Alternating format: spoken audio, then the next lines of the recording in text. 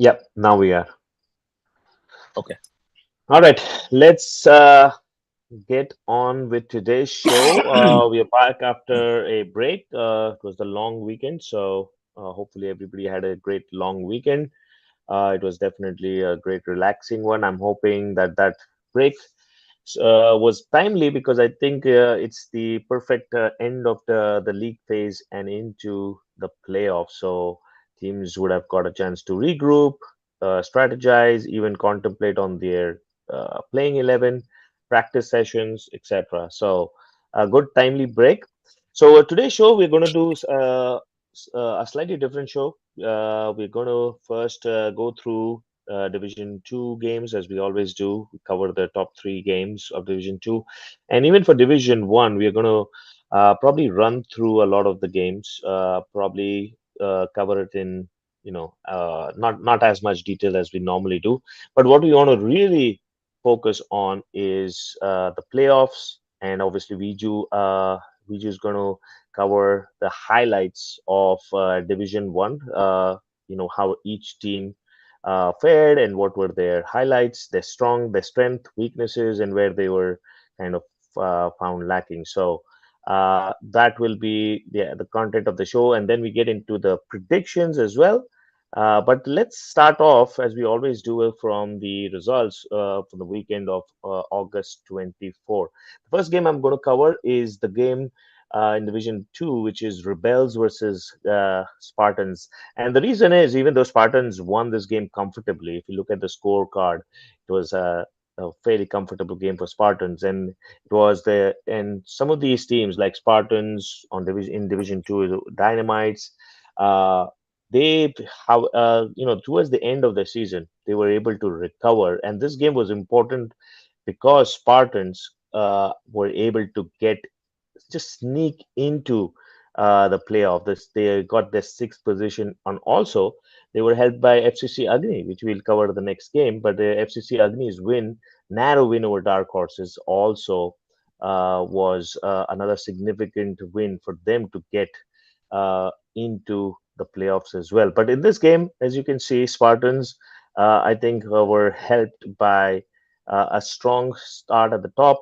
Akshay putting on 23 runs, and then Surya playing a great second fiddle, 16 runs. That big partnership, when you're chasing a 70 or total, one big partnership gets you pretty close to the game, and then small contributions should get you over the line, and that's exactly what happened to Spartans.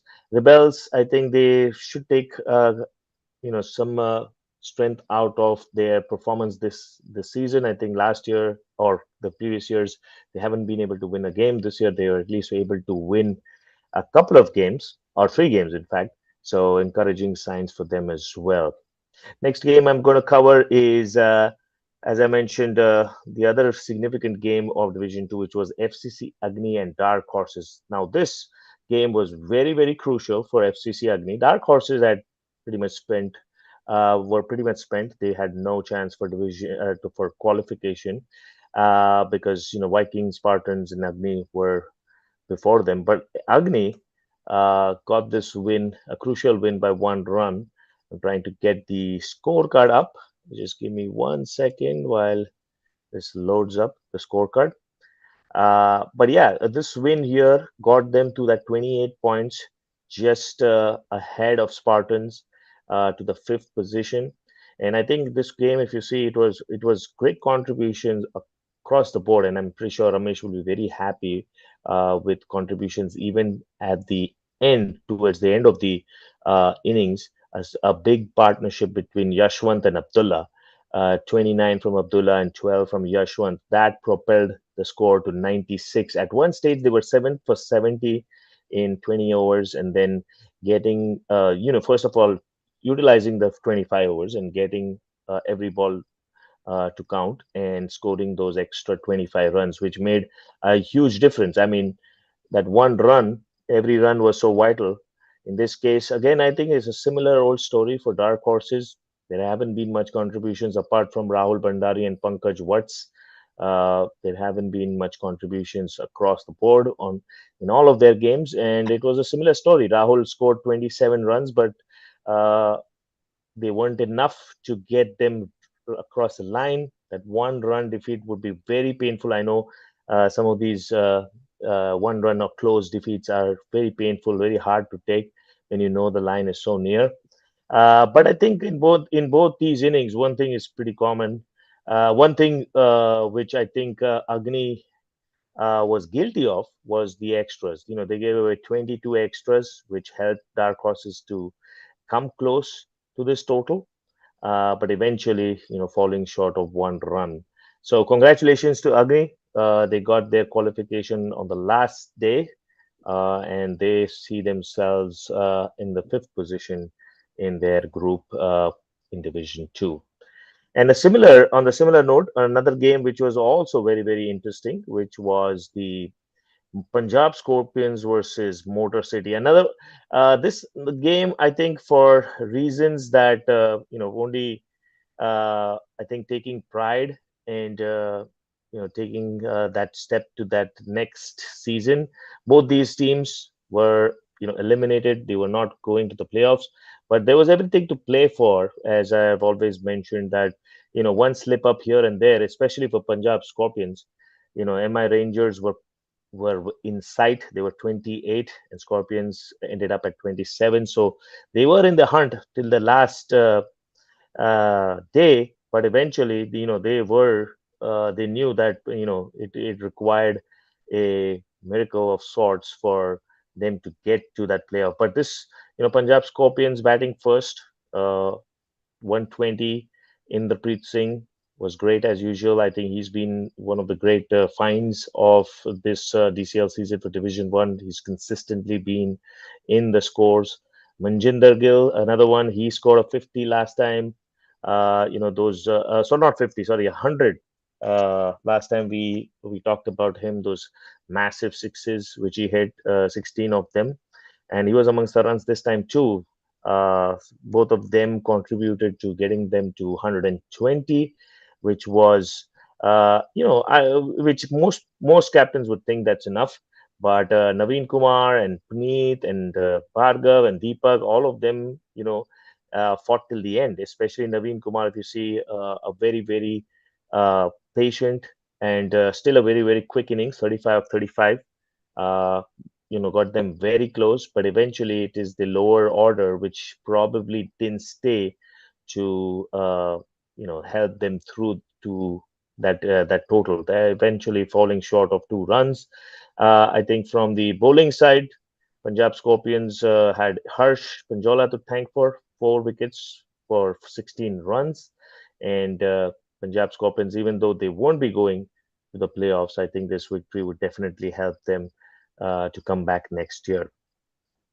So those were all the the big games or the close games of Division Two. Let's go on to Division One. So we're gonna first cover Gladiators versus Canton Hurricanes. Now this game, I'm sure most people or everyone pretty much, whoever is participating in predictions that we run, would have predicted Gladiators, and Gladiators, did not disappoint. It was a fairly easy victory for Gladiators, batting first, scoring 97 runs.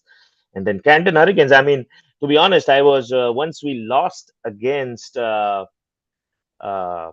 Fighters, I was hoping for a miracle, but I knew that I was hoping against hope, essentially, that Hurricanes would get the better of Gladiators, which would give us a sniff, maybe a chance that if we come back and beat Detroit Titans, there would be a scenario where we could go through and Gladiators would be out. But that obviously didn't happen. Gladiators batting first scored those 97 runs, courtesy of Hardeep Singh. Fine, and Hardeep is, towards the end of the season, we've talked about it, highlighted like how he's finally come to the fore. He's batting in his usual style, 109 strike rate with 2 massive sixes. That's how, that's the Hardeep we know. And I'm hoping that attacking style of his continues in the playoff, because I think he's most dangerous when he bats in that manner. One thing to note, I think the top order is still not clicking. I think we're still hoping, the neutral spectators are still hoping for Arjun's bat to start talking. He's not amongst the runs this season, but come playoffs, we all know that it's a different ball game altogether. You know the big guys always perform in the big games, so hoping for that to stay true.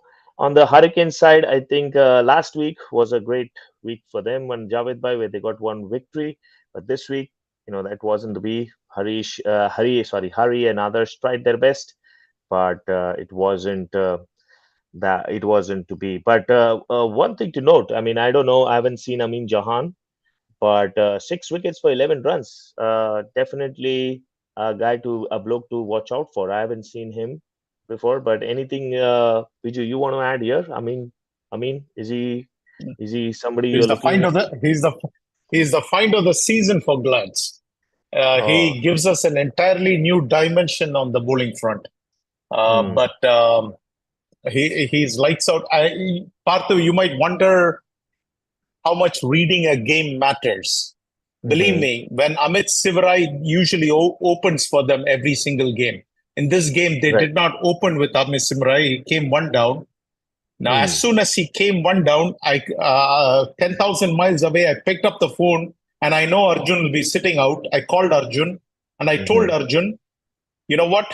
Take Shan off the bowling attack and bring Amin Jahan in. And Amin hmm, will get you Amit's wicket. And if Amit is gone, that's it. The dam is burst, and we are going to drive right through.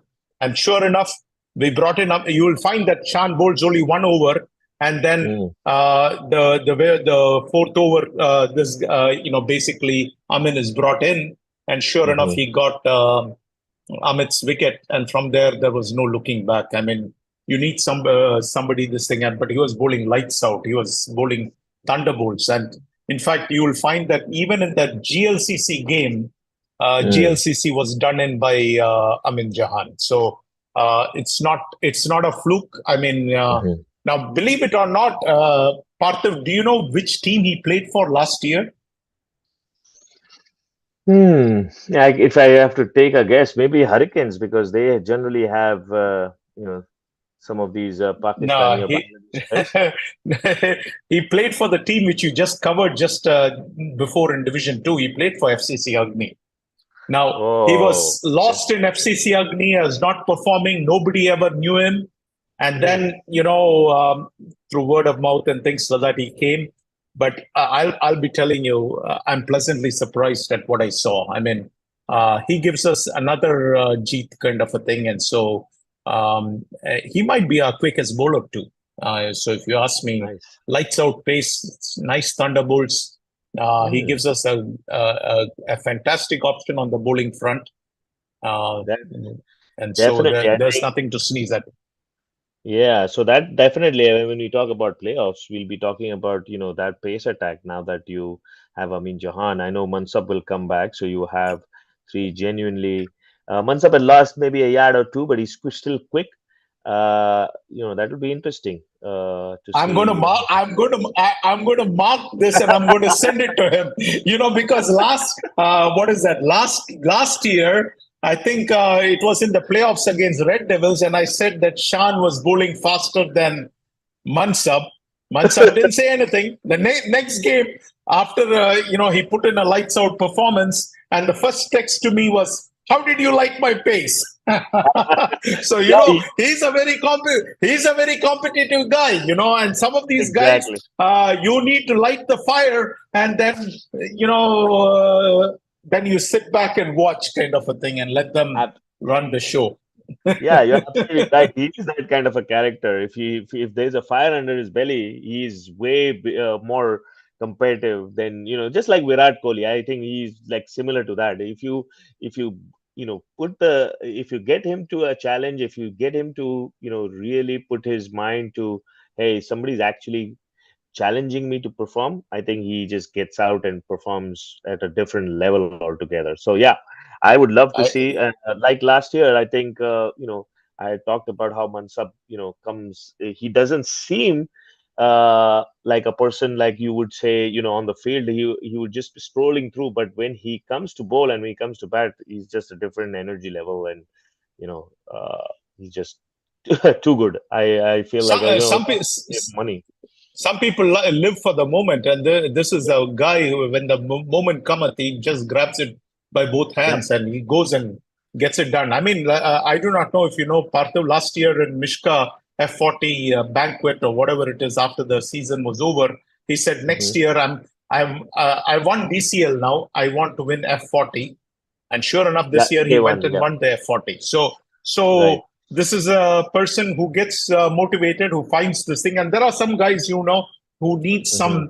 something to be said to pump them up and to motivate them. I sure am going to send him this, saying that he has lost a step or two, and ask him to prove the naysayers wrong. And so I'm going to tell him, Mansab, this is the word on the street that you have lost a step or two. You see, who knows? He might Well, be watching this live. For all you know, he might be watching it live. Yep. But he has a awesome. tendency to sit and watch through all the shows. So Well, if that yeah, helps, you'll if get to it. that helps and gets him to really pump up, I think that will be worth the worth the comment here. All right, let's go to Well, the we'll next welcome game. Satish Gaba. Welcome Oh yeah, Satish Gaba to the show. Yeah, all right. So yes, you have some help now. yes, Satish bhai. Hello everyone. Hello Iju Yes, bhai, hope Parthiv bhai.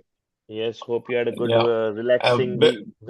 Before we get any further, I want to congratulate Satish Gaba on his son winning the championship match in Oh yes, Chicago, where he bowled outstandingly. He did better than Gabaji. Gabaji's bowling has not been up to the mark this season, but Gabaji's son showed Gabaji the father how to bowl and said, "This is how you bowl," and his son's team won the championship. So congratulations to the youngster. I'm very proud of him and very happy that he won the cup. And he was instrumental in his team winning the cup. I needed to tell that out, otherwise I'm sure I'll forget it later on. But yes, Thank you congratulations. Iju bhai. this is the case. This is the case, Parthu, where the son is teaching the father how to bowl. I'm sure that's Thank a you Iju proud bhai. moment to any parent when you have to learn from your own kid. That's a proud Right. moment. All right, we were actually at the second game of Division One. So, Satish bhai, I will love your input as well. We were going to start talking about fighters and strikers. Obviously, I was at the game. I think I can basically summarize this game as well as the entire season. I think we've been playing well in pieces, in moments. There have been good performances throughout. Some games we've come close, we've lost, especially that loss against Pokeries, the start of the season. That has hurt us really bad. We had the game by the by the grasp and we lost it. Even a bonus point would have been we got the bonus point, but I think those 4 points definitely made a difference. In this game, I think it was the same old story. Our fielding, our fitness hasn't been to that level where we see other teams. Primarily because I think age is catching up. Secondly, I think we don't play a lot of the leagues. A lot of my players don't play apart from DCL, and maybe a couple of them play leagues here and there. We don't play too many things, too many leagues. So fitness and match fitness makes a big issue. And fielding, I think that's one place where in the last 2 games we've dropped a dozen catches. In this game also, we gave pretty much everyone a life.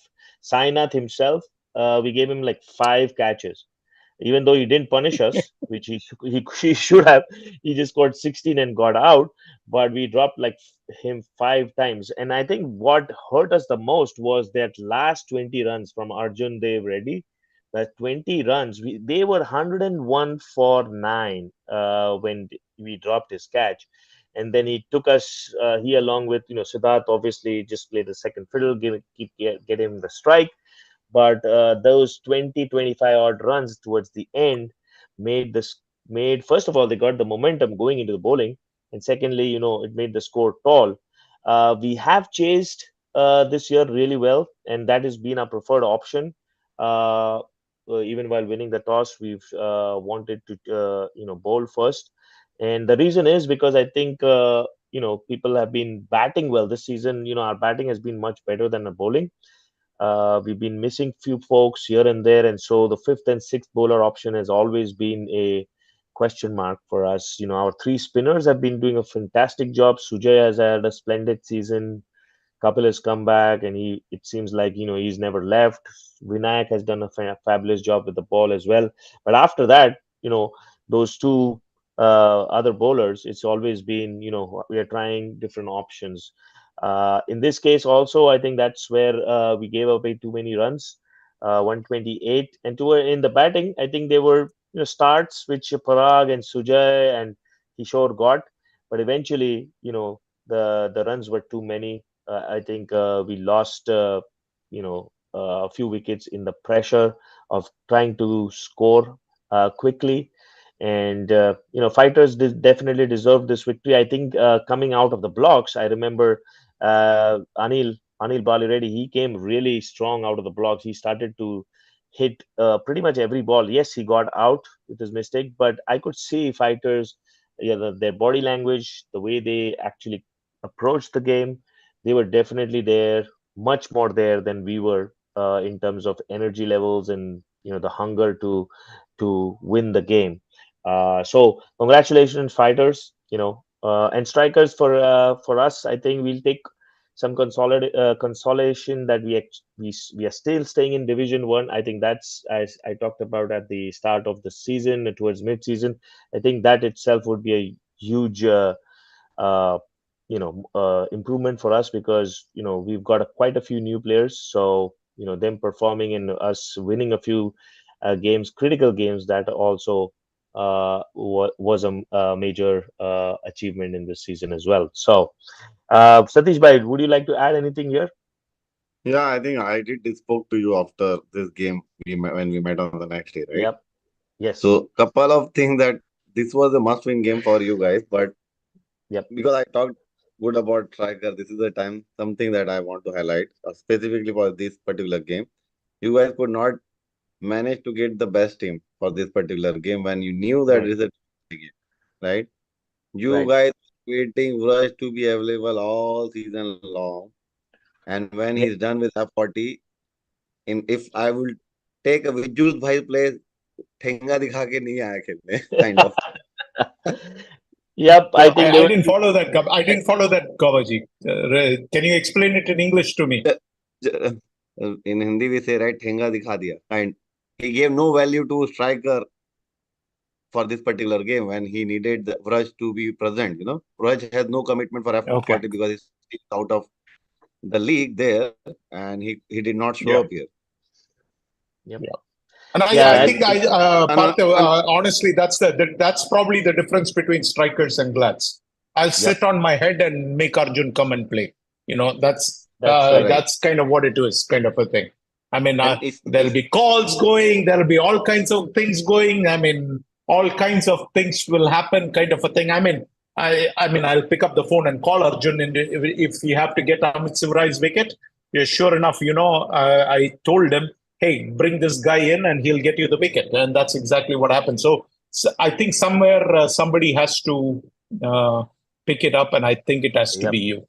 And I'm yeah, looking at it is. you in the eye and saying that because No. I don't see anybody else in strikers doing that. Yeah. Vraj is And I one think. name. Parthibai, before you explain, Vraj is one name. I see couple of more people were missing. I think Ketan was doing Yeah. really good for the striker for the couple of Yep. games. He was also missing. And I believe one more name I forgot. I think we did discuss like three people were that you would have liked to play and they did not show up, right? And they had some or Correct. other random plans on kind of it's a knockout game for striker, right? It's like a playoff game Correct. for them, like a pre-quarter final Correct. or whatever you call it. Yep. So I And think believe that me. there I yeah, go Yeah. ahead, Parthiba. No, I was going to say, believe me, the third name you're talking about is Binod Singh. We would have loved to have him also play. He's not played this season. Uh, just like you. He has his son playing in the league as well, so he's behind him, driving and coaching and whatever. But for this game, even though he might have not qualify, he would not qualify for the playoffs. I basically wanted him there, but his back had caught up. So, even though he said, I'll wait until Friday and confirm, but his back was, not right to play.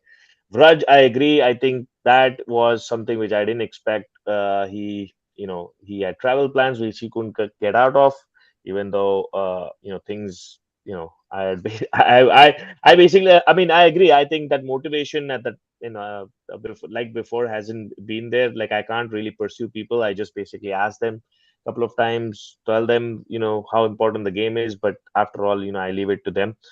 But in both cases, Ketan and Avraj, they had commitments with their families, their planned weekends or something, travel, and it just didn't work out. But I agree. I think we talked about it after the game. I mean, that's something next year we want to make sure we want a core set of players, like Har- at least 12 to 15 players who can sign with blood that they're going to play 100% of the games, Parthiv, because all that's you have not to do is all you have to do, tell Vraj is we are playing Glads, and he'll end up showing up. happening. That's what he's been doing. I mean, when he played Glads, he was there. So I'm sure if you had just said we have a rematch with Fortunately, Glads, he probably I would have showed up.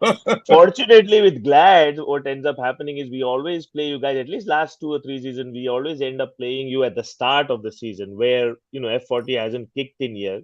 So that's why we get him towards the start of the season. But if it was mid-season, I would have had the same problem.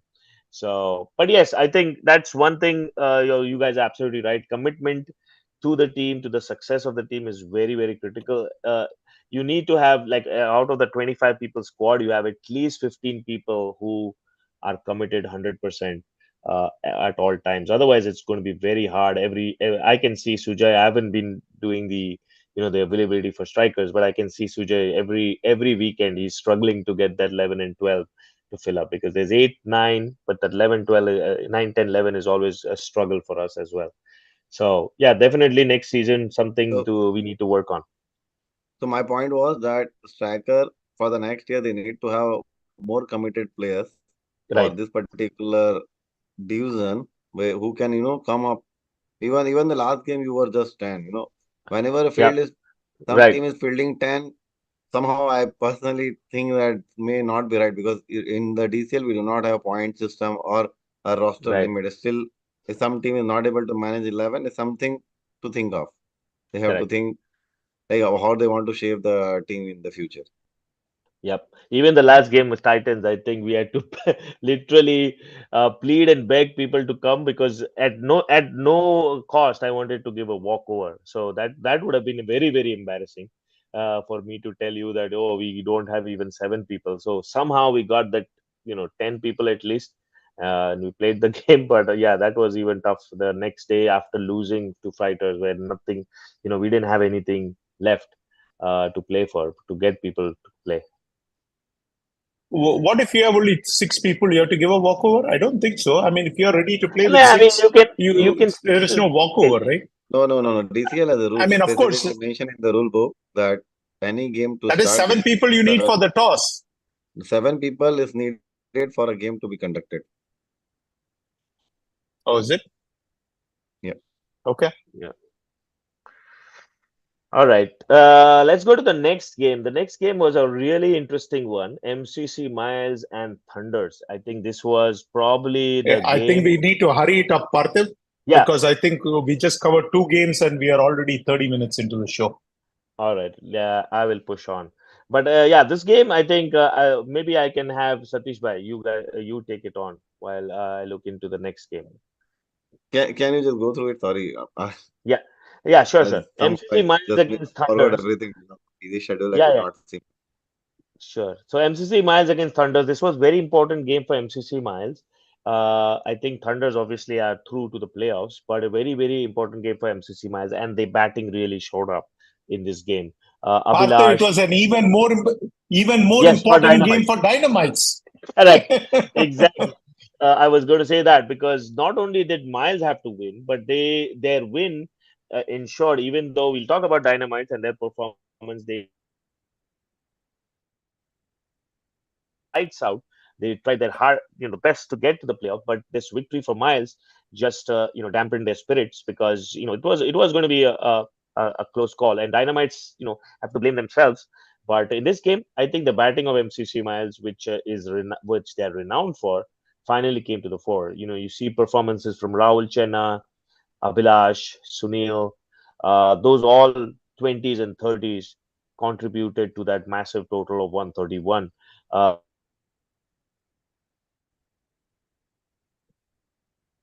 I think we lost him. Gabaji, you might have to continue because he's already frozen. So I expected that it was only a matter of time before his audio also Sure. cuts out. So I think in this Oh, he's come particular back. game, we already discussed about this particular game in a previous, I think yes, talking, but Parthiba, we cannot hear you. Hello?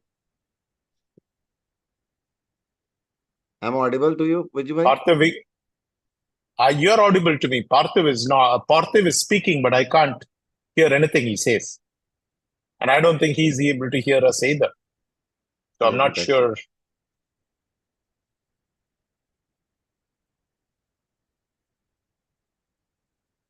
He's keep on talking, but anyway, let me continue once he see the message.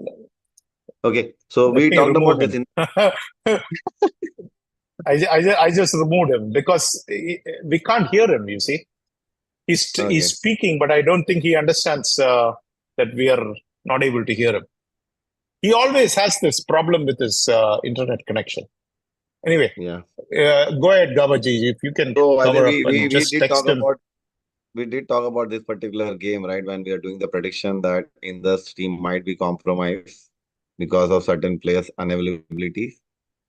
So Yeah, based on, but we can see that in this particular team, a lot of players that they would have played were we did not play, right? Like Malik, Ronak, Manoj, and Dinesh itself, the captain itself, so did not play. And then MCC Mile at the same place, they got a blast back because he is done with his 40 duties and he will be available for a MCC Miles. And then Abhilash, I think MCC Mile won the toss and elected to bat first for the obvious choice. And then Abhilash did not disappoint them because he came and scored those 29 runs along with the good partnership with the Brahma and then followed by Krishna as well. And in between, they had a good partnership between Sunil and Rahul itself. So 131 on the board, then they have got it.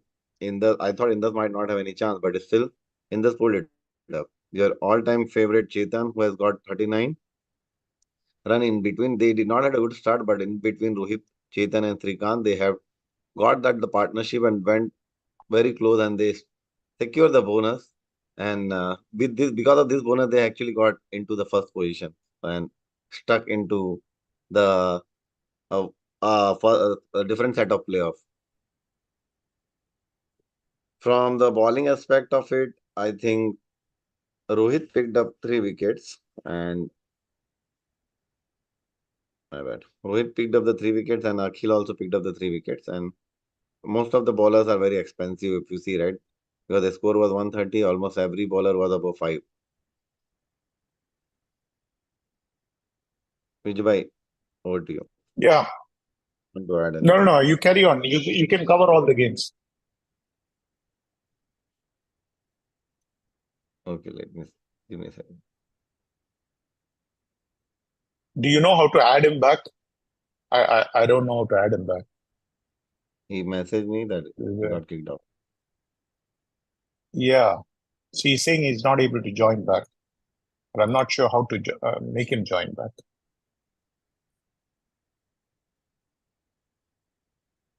Are you Okay. able to send him an invite? Okay, it says that host has removed you, so you cannot join. Okay. How do we add him back? Okay, just give me a second. Let's figure it out.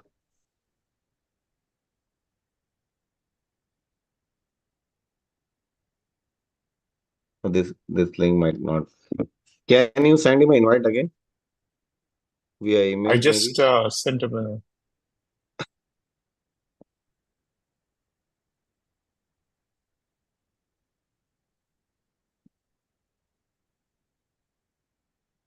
Go ahead, Gavabai, you carry on. We So needed Satya. I don't know where he is. you have any other comment on this particular game? As you mentioned, right? No. MCC Miles was happy, but one other fellow, Vijay from the Dynamite, might not be happy with this result. They, Yeah. as we mentioned, right? They have invested a lot from the time and everything, right? They got a lot of people from everywhere, and they were doing good as well. If you see, right, Dynamite was doing good as well from the last 7 or 8 games. But Indus has screwed all their plan, I would say. Okay. I'm not sure what sequence the Parthi was following. What is the next game to It's cover? going from the bottom. Because I could not see their game at the bottom actually. Did we discuss FCC versus Detroit Bulls? No. Okay, let me go there.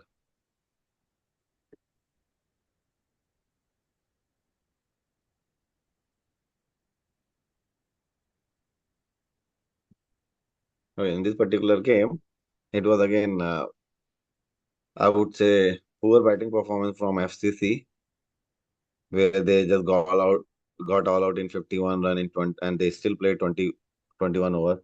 First two batsmen were again without a wicket, including the captain, and then they had hardly any support until the 5 wickets down. And later on, Satish and Venkat, they had some partnership. Because of that, only they were able to manage that 50 run. Otherwise, they would have been, at one point they were like 14 run, 6 wicket down in 8 over itself. They would have got below 30 also at one point, it looks like. And from the Bull side, they are very disciplined bowling, as we all know, right? They are, whenever they are coming, they are able to manage the quick wickets. For almost every game, they have got those initial breakthrough. In this particular the game, looks like their captain did not even play, and they were missing their bowling also, but his bowling as well. But still, they were able to manage. FCC got all out in 51 runs. In response, if you see, right, I think FCC also did a decent job where they got 7 wickets of Bulls, and but still they able to manage this chase down in the 16 over itself. They had a in between good partnership between Swapnil, Asanka, and Nikhil, and which has made sure that they are winning the game. It's just that towards the end they have got 3 zeros, which might have thought FCC might have thought that they might still win that, but I think they did not had enough total on the board to get through that game. FCC, if I remember correctly, FCC only managed to win one game throughout the season. That is also against Detroit Titans, and now they are moving to Division Two. Vijay bhai. Yeah, Gabba bhai, I'm not covering any game actually. I'm covering it at the end. Satya. Satya. He joined, but I can't hear him. Yes, Vijay. Satya, are you able to join Parthiv? I had to remove him because neither Gaba nor I could hear him, and his video had Okay. frozen. So I thought I'll remove him so that he can rejoin. And now he's not able to join. It says the host has removed him, kind of a thing. Okay. So I don't know. You'll have to do some magic and get him back on the thing. You can work privately while Yes. Gaba covers the games. Sure. Gaba, so the deal is that, you know what, you cover the games quickly. I want to cover all the 20 Division 1 teams after you're done. So I'm not covering any of the games. Okay, good. Let me go through quickly then. The next one in my list is Glad versus Canton Hurricane. I'm sure We covered that game. You covered No, that we have game? already covered that game. Yeah. Okay. How about Troy Hawks KRCC? Yeah, the next game is Troy Hawks KRCC. Keep going from down to up. That's what After I'm doing. FCC, Detroit. But I think the list that from the view that I have, somehow the fighter game was the third from the top, and you had already discussed striker versus fighters game. So the sequence, I'm not sure. No, Anyway, for me, fighters versus strikers is below that. I don't know how you're getting a different this thing. Anyway, the next game is FCC versus Detroit Bulls. You just covered that. The next game is Troy Hawks versus KRCC. Yeah, let me go there. So Troy Hawks versus KRCC. Troy Hawks won the toss and elected to bat first for an obvious reason. Again, Mustafa Malik is their star player from the Troy Hawks, who has only supporting the team as and when needed, but has never got any better support from any other player from the Troy Hawks, I would say. Other than I think Venu was performing somewhere, but Mustafa was their star player this season. And in this particular game as well, he was able to manage the double digit. And he only got another player who was double digit between Revant and Naveen only. Their partnership only they has got them in above 60 odd run. Otherwise, they were also looking less than 50 runs at one point. They were actually 7 wicket, 24 runs in 12 overs mark. So they had about 40 runs partnership between those two players. From bowling side, I see their star players, KRCC star players were missing in this particular game. And Jashneet, Raja, Sipal, Saurabh, Vihar, all these people almost bowled their all quota of the over because I think they just got the last wicket on the 25th over, if you see that way. When the KRCC started batting, the 69 run mark for them was not much challenging, even though KRCC has struggled a little bit while chase at the initial stage of the tournament, but not here. Sahez has a good inning this particular game where he scored 40 runs, and along with Shivpal Rana and Bihar and Jivan was also not out. So I think overall they completely dominated this particular game by winning this with a huge margin and then 7 over 7 wickets in hand. So quite a one-sided game in this one. No comment? Should I move ahead? No, no comment. Next game is Dynamites versus Legends.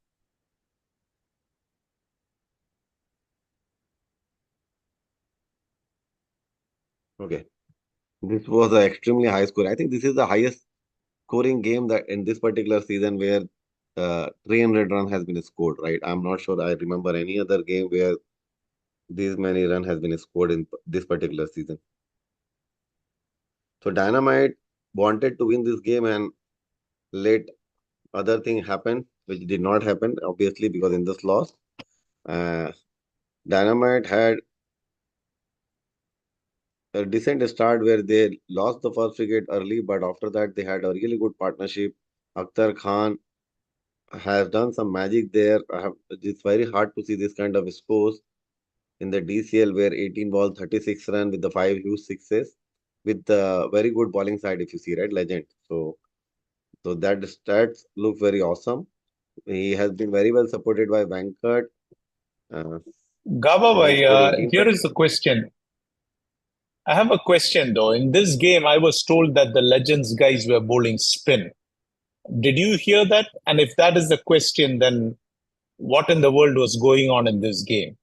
And there is always this point that, that there were teams which did not want Detroit Dynamites in the playoffs. So I do not know if there is any truth in any of these rumors or anything like that. But let me ask you this. I mean, why would Legends be bowling spin if you heard that? I mean, if that is not I, their I, this thing. And I did not hear that, but what I'm saying, why they will want to lose this particular game, I don't know. Why? well, It's just actually, in because this game, I'm not even. Well, once they scored 163, I'm not sure what the Legends were also thinking because they went ahead and got the bonus point in this game, and because of that bonus point, Gababai, they are playing Glads. like Now, glad, if they right? didn't get the if they didn't get the bonus point, they would have played Red Devils. Now, I'm not sure. Maybe they would like to play Glads. I'm not sure, but No, but I'm not I'm sure not sure what is the what timing was of going. other game. I could not follow that closely. I was playing another tournament that day, so I could not follow the game end time because these all games were running parallel, right? So timing it not that easy, right? Because with that probability, they might knew that they might end up playing either you or Red Devils or any other good teams as well, right? So they might have done their homework as well already, right? So if they did not, that is the question because Legend is also very old and old team where a lot of mind who actually look around this kind of information, right? So I believe they might have already had this understanding that if Glads win, if we'll win with the one bonus point or we lose with the bonus point, what will happen? So those kind of analysis, they might have already done it. So again, I do not agree, or at least I do not know that they might have some understanding to lose this particular game for a reason and with the bonus point. I doubt that. And so, considering that, let's give credit to the batsmen who were able to hit those 5 sixes in 18 balls. And again, another Mohammad was also amazing. But the main hitting started when Vignesh came. Vignesh also scored that 60 runs in 30 balls with the 6 sixes and 2 fours. I think 200 strike rate with the 60 runs. I think this is again the best inning, I would say. The fastest best inning in this particular DCL season. I think I do not remember anyone who has scored above 50 runs with this kind of strike rate. It is in this particular season. Okay, you know what, Gababai? We already got an answer. We got an answer from Vignesh. Vignesh says that they all came from Chicago from an event and it was tired, it looks like. So they bowled spin, is what he heard. All right. You're So talking about that legends or Indus? thing that they were legends bowled spin, which explains where 160 was scored on the board. But then Okay. Legends went ahead and scored 139. So go figure. I'm not sure. I'm not sure what all happened there, but this is what I heard, that they were bowling spin, which accounts for some of this very high scoring total. And I'm not sure how much motivation was there or whatever it was involved.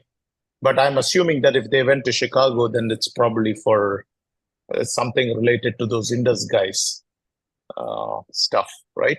That's what I'm guessing. Yeah.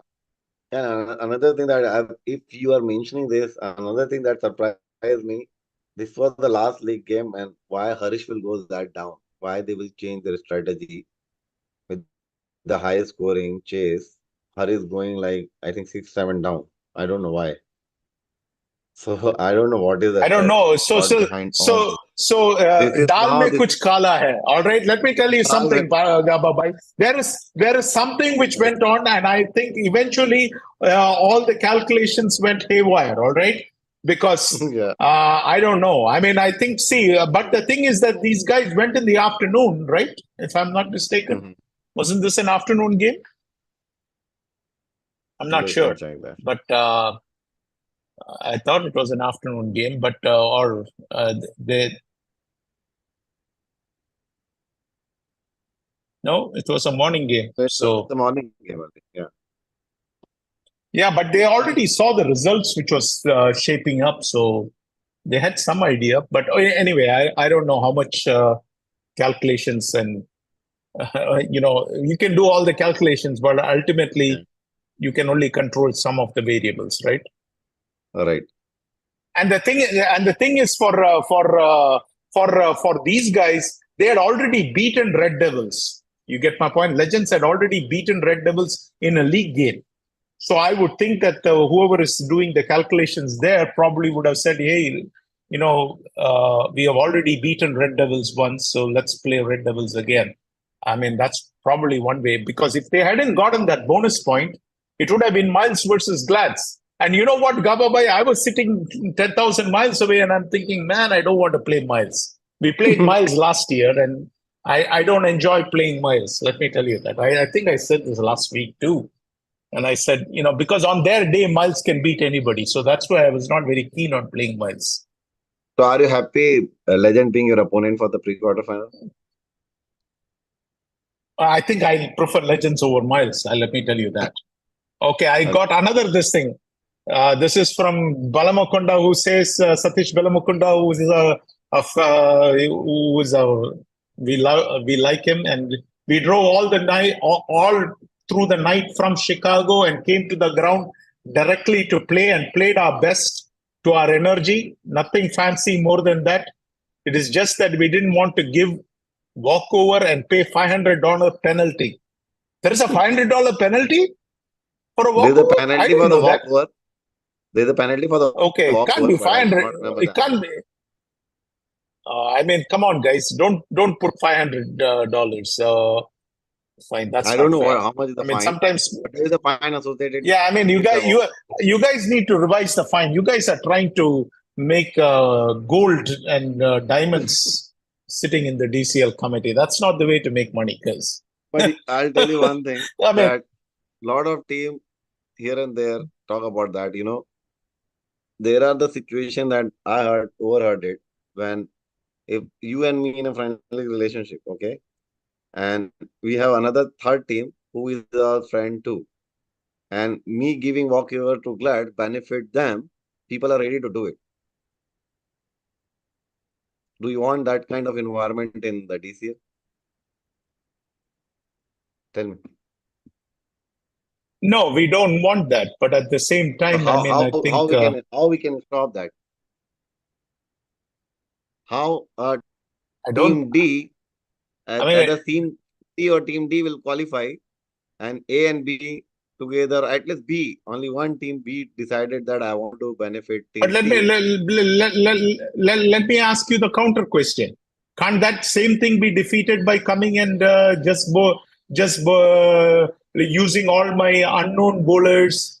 For example, if I was playing for Glads, I'll be bowling all 5 overs if I really want to lose the game. All right, I'll make sure that forget Detroit Titans. Who is the worst team in Pool B, Division 2? I'll make sure that they get to 200 runs.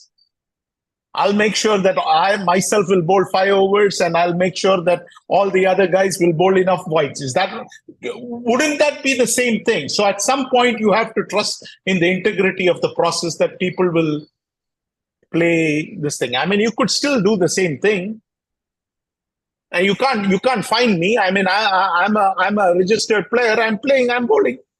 How in the world can you stop me While that? you play, you can do anything that you want. You bowl 5 overs. Yeah, that's what Anyone else bowl I'm 5 saying. overs. So what I'm saying is your that argument doesn't hold water when But you that could was manipulate it in a different way. that was just my thought though. But I think there was always a fine associated with walkover in the DCL. It's not just when I joined. No, I no, think no, no. It was not there. It was not there until you guys took over. All right. You guys came up with this extraordinary fine of $500, which I don't think is justified at all. If you ask me, it is not at all justified because, like Parthiv said, he himself is in the committee and he was struggling to get players.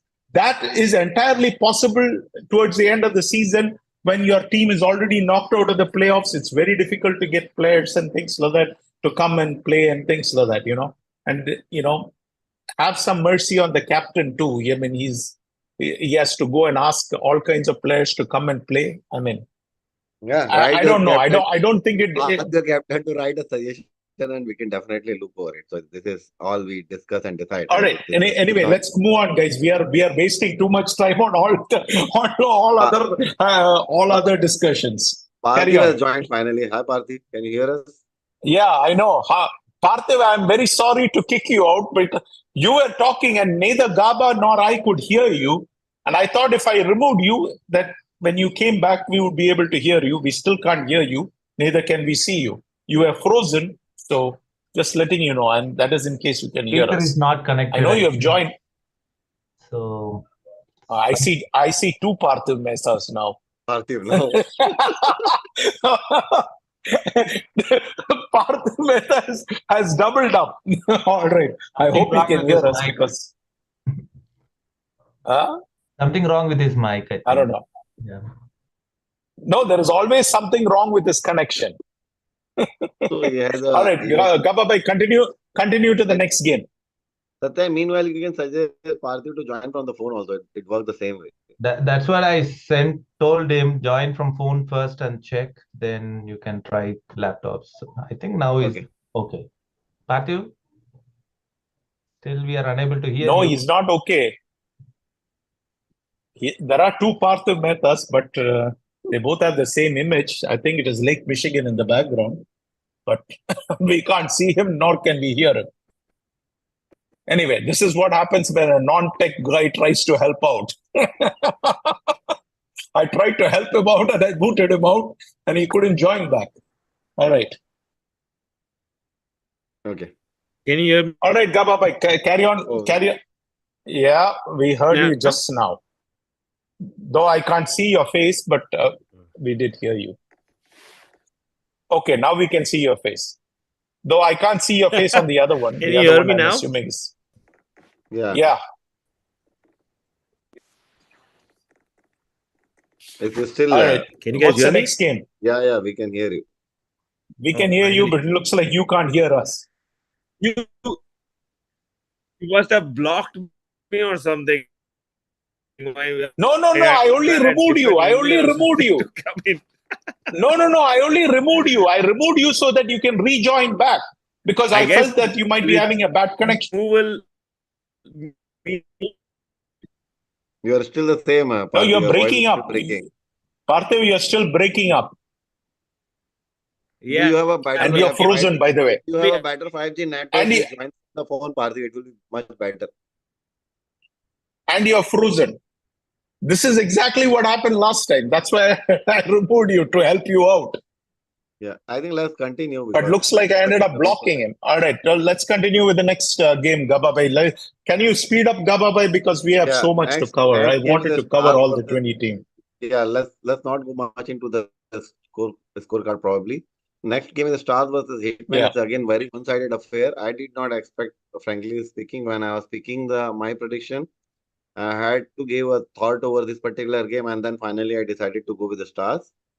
And if you see, right, only difference that I could see that Stars was or wanted this particular game to win very desperately. They got last minute addition Sakir Ahmed, who has been added to a star in the very last league game, just to win this game and make sure they are playing the playoff game. Otherwise, it's not that the team was compromised, Vijubai. If you see, right, except yeah, probably Amar, everybody has played this particular game, which will be playing in the playoff, right? I think if Amar is available, they might include Amar, but rest everybody, I think they are kind of a playoff player from their team. It's not that they had a lot of availability issues. It's just that Star wanted to win this game particularly very desperately, and then they added Sakir, and he did not disappoint them. He scored the very first game. Somebody is coming and hitting that 55 run. I think that shows his class, I would say. that, that's called Paisa Vasool player. Yeah, I would say so. But it's not just his inning. I would just mention that Deepak, Ravi, and also had the decent start where all these people also scored double digit, and Jishan also has helped Sake during his partnership. So with that, they were able to manage 134, which is very high score at the first place. But in the response, Hitman has no answer, and they got all out in 37 run itself. And again, Sakir here also, if you see right, Paisa Vasul performance there as well, 4 run, 4 wicket. What best you can expect a guest player coming for you when you want to win the game very desperately, scoring 55 runs, picking up 4 wicket. What else you are expecting? It's one of the best inning, I would say. You know, all round performance from Sakir, and this game belongs to Sakir in this case. can One you guys sided hear me affair, now? but I mean, I think also there Hari Parankusam showed you, showed everybody in DCL the difference between Hari Parankusam and strikers. Strikers you're also right. had a must-win game, and they couldn't get everybody. But this is where the class of Hari Parankusam, as a recruiter or as a person who says, you know, this is what I need to get done, and I'm going to get it done, come what may. And so I have to tip my cap to him and respect him for being able to do that. You're right. If it means getting Shakar, whatever it does, horse, whatever it is, you have to get him. You have to I, get him. Can yeah. you So guys So hear me? if you draw that comparison, right, Hari Bhai is uh, again playing this league from very long and leading the side very from a very long time, right? In the other side, striker, we have Sujay was a new captain this year. So the desperation to the playing the playoff has no match if you see that way, you know. So I think Sujay was not desperate uh, enough to. I think he was satisfied with the steep performance, and but Hari on the star side, he wanted to play the playoff no matter what. And there's the difference where one team could not get a player who is playing from the last 5 years for the striker. From other hand, Stars went all the way to get a foreign player and make sure they are playing and winning the game. So again, the choice between the two, management or the captain, I would say. Can you guys hear me? Sorry. Yeah, and Yes. yes, loud and clear. All right, finally. Finally. Sorry to kick you out. I was trying to help you out so that you were No, frozen and we couldn't hear you either. like I So, said, So, I and you were Parthibai, quite, whatever the fact, and you were whatever talking. think I told you, right? Every Tuesday, Wednesday, whenever I have the show, my wife does something to the internet. Something she does suddenly it starts getting slow. Believe me, I've been working remotely from 3 years. It doesn't. There's no problem in the morning. I don't know what happens in the. So, Parthibai, what I'm saying, whatever setup that you are having right now, please have the similar setup for the future shows. We have Yeah. very I'm going to important get shows it. coming up. Yeah, this place. Yeah. Sit in the basement only. This place, whatever device, whatever internet that you are using, please have setup. I know. I'm going to double check it to the router. Wish you a start, All but I know is next time I'm not removing anybody, because if I remove, I didn't realize that you can't join back. Okay. Okay. All right. Are we done with all the games? I think the last game is the rescheduled game between Detroit Titans and the Striker. I think not much to talk in this particular game. Uh, I initially when this game was Strikers at 10 players. Striker at 10 players, What more can only we on- talk? only thought I'll tell you one thing. Only thought was that this game was next day on Sunday, right? So I knew Yeah. all the permutation and combination, basically two combination that what I want to do it. So initially for the Striker, the game that the based on the availability that I had, I did not force anybody, to play this game. But when the Saturday game happened, I made one or two calls and got those players that I wanted, and then I went ahead and played this game. So that is one Again, thing. the difference between the Titan management and the Striker management. This is what is this Yeah, thing. definitely. You're doing. Needs to Sujay and the deputy needs to know you're this and step up, because they still, I think that's one feedback which I gave them, is like they still don't have that burning desire to do what it takes. So I think they'll learn, and I think that there's a reason purposefully. I think Kapil and myself, and we've just stepped back. We don't want to kind of keep doing that all the time. So it's them to now step into that role. So hopefully next year they get into that role and play that recruitment, as well as the the captain's role of getting the players, rallying them together. Yeah. So another thing that in All right, this guys. particular game, just 30 seconds, because maybe 1 minute, I just wanted to highlight three names. The Parag from the Striker and their captain Sujoy, they had wonderful partnership. I have seen them playing a very smooth and class inning where they were giving a good amount of, I would say, not pressure, but good amount of tension where we wanted to get the wicket, but they were not giving the wicket and they were able to manage 2-3 runs. So great batting from both of them. And from the Detroit Titans, again, Kalyan was fabulous. I think because they were 10 as well, and then he wanted to have some good strike. And even I was saying play easy, but he just wanted to charge on Striker, and then he was not out as well. So these three names, which those have performed really good in this game. Yep. I think they're good. All right. We're good. Okay, guys, I wanted to cover all 20 Division 1 teams, because the reason is that this is the last show. After this, the playoff starts. And I felt that the 20 teams which made it into Division 1, I know I have been very tough on many of the teams. And I don't know if you know this, Gababai, but I'm tough on everybody who's in my vicinity, whether it is the Glads team or including my own son. Believe it or not, my son got 790 out of 800 in the or the SAT exam. And you know what? He came saying, "Hey, I got 790. You know what was my first question? Where did the 10 go? Why did you not get 800? Why did you not get the 800? I needed 800, not 790. And I told him I'm not happy. And you might say that, how in the world can you say that? But if you have the ability, I think you need to be pushed. And unless somebody is pushed, they will not deliver the goods. That's my honest opinion.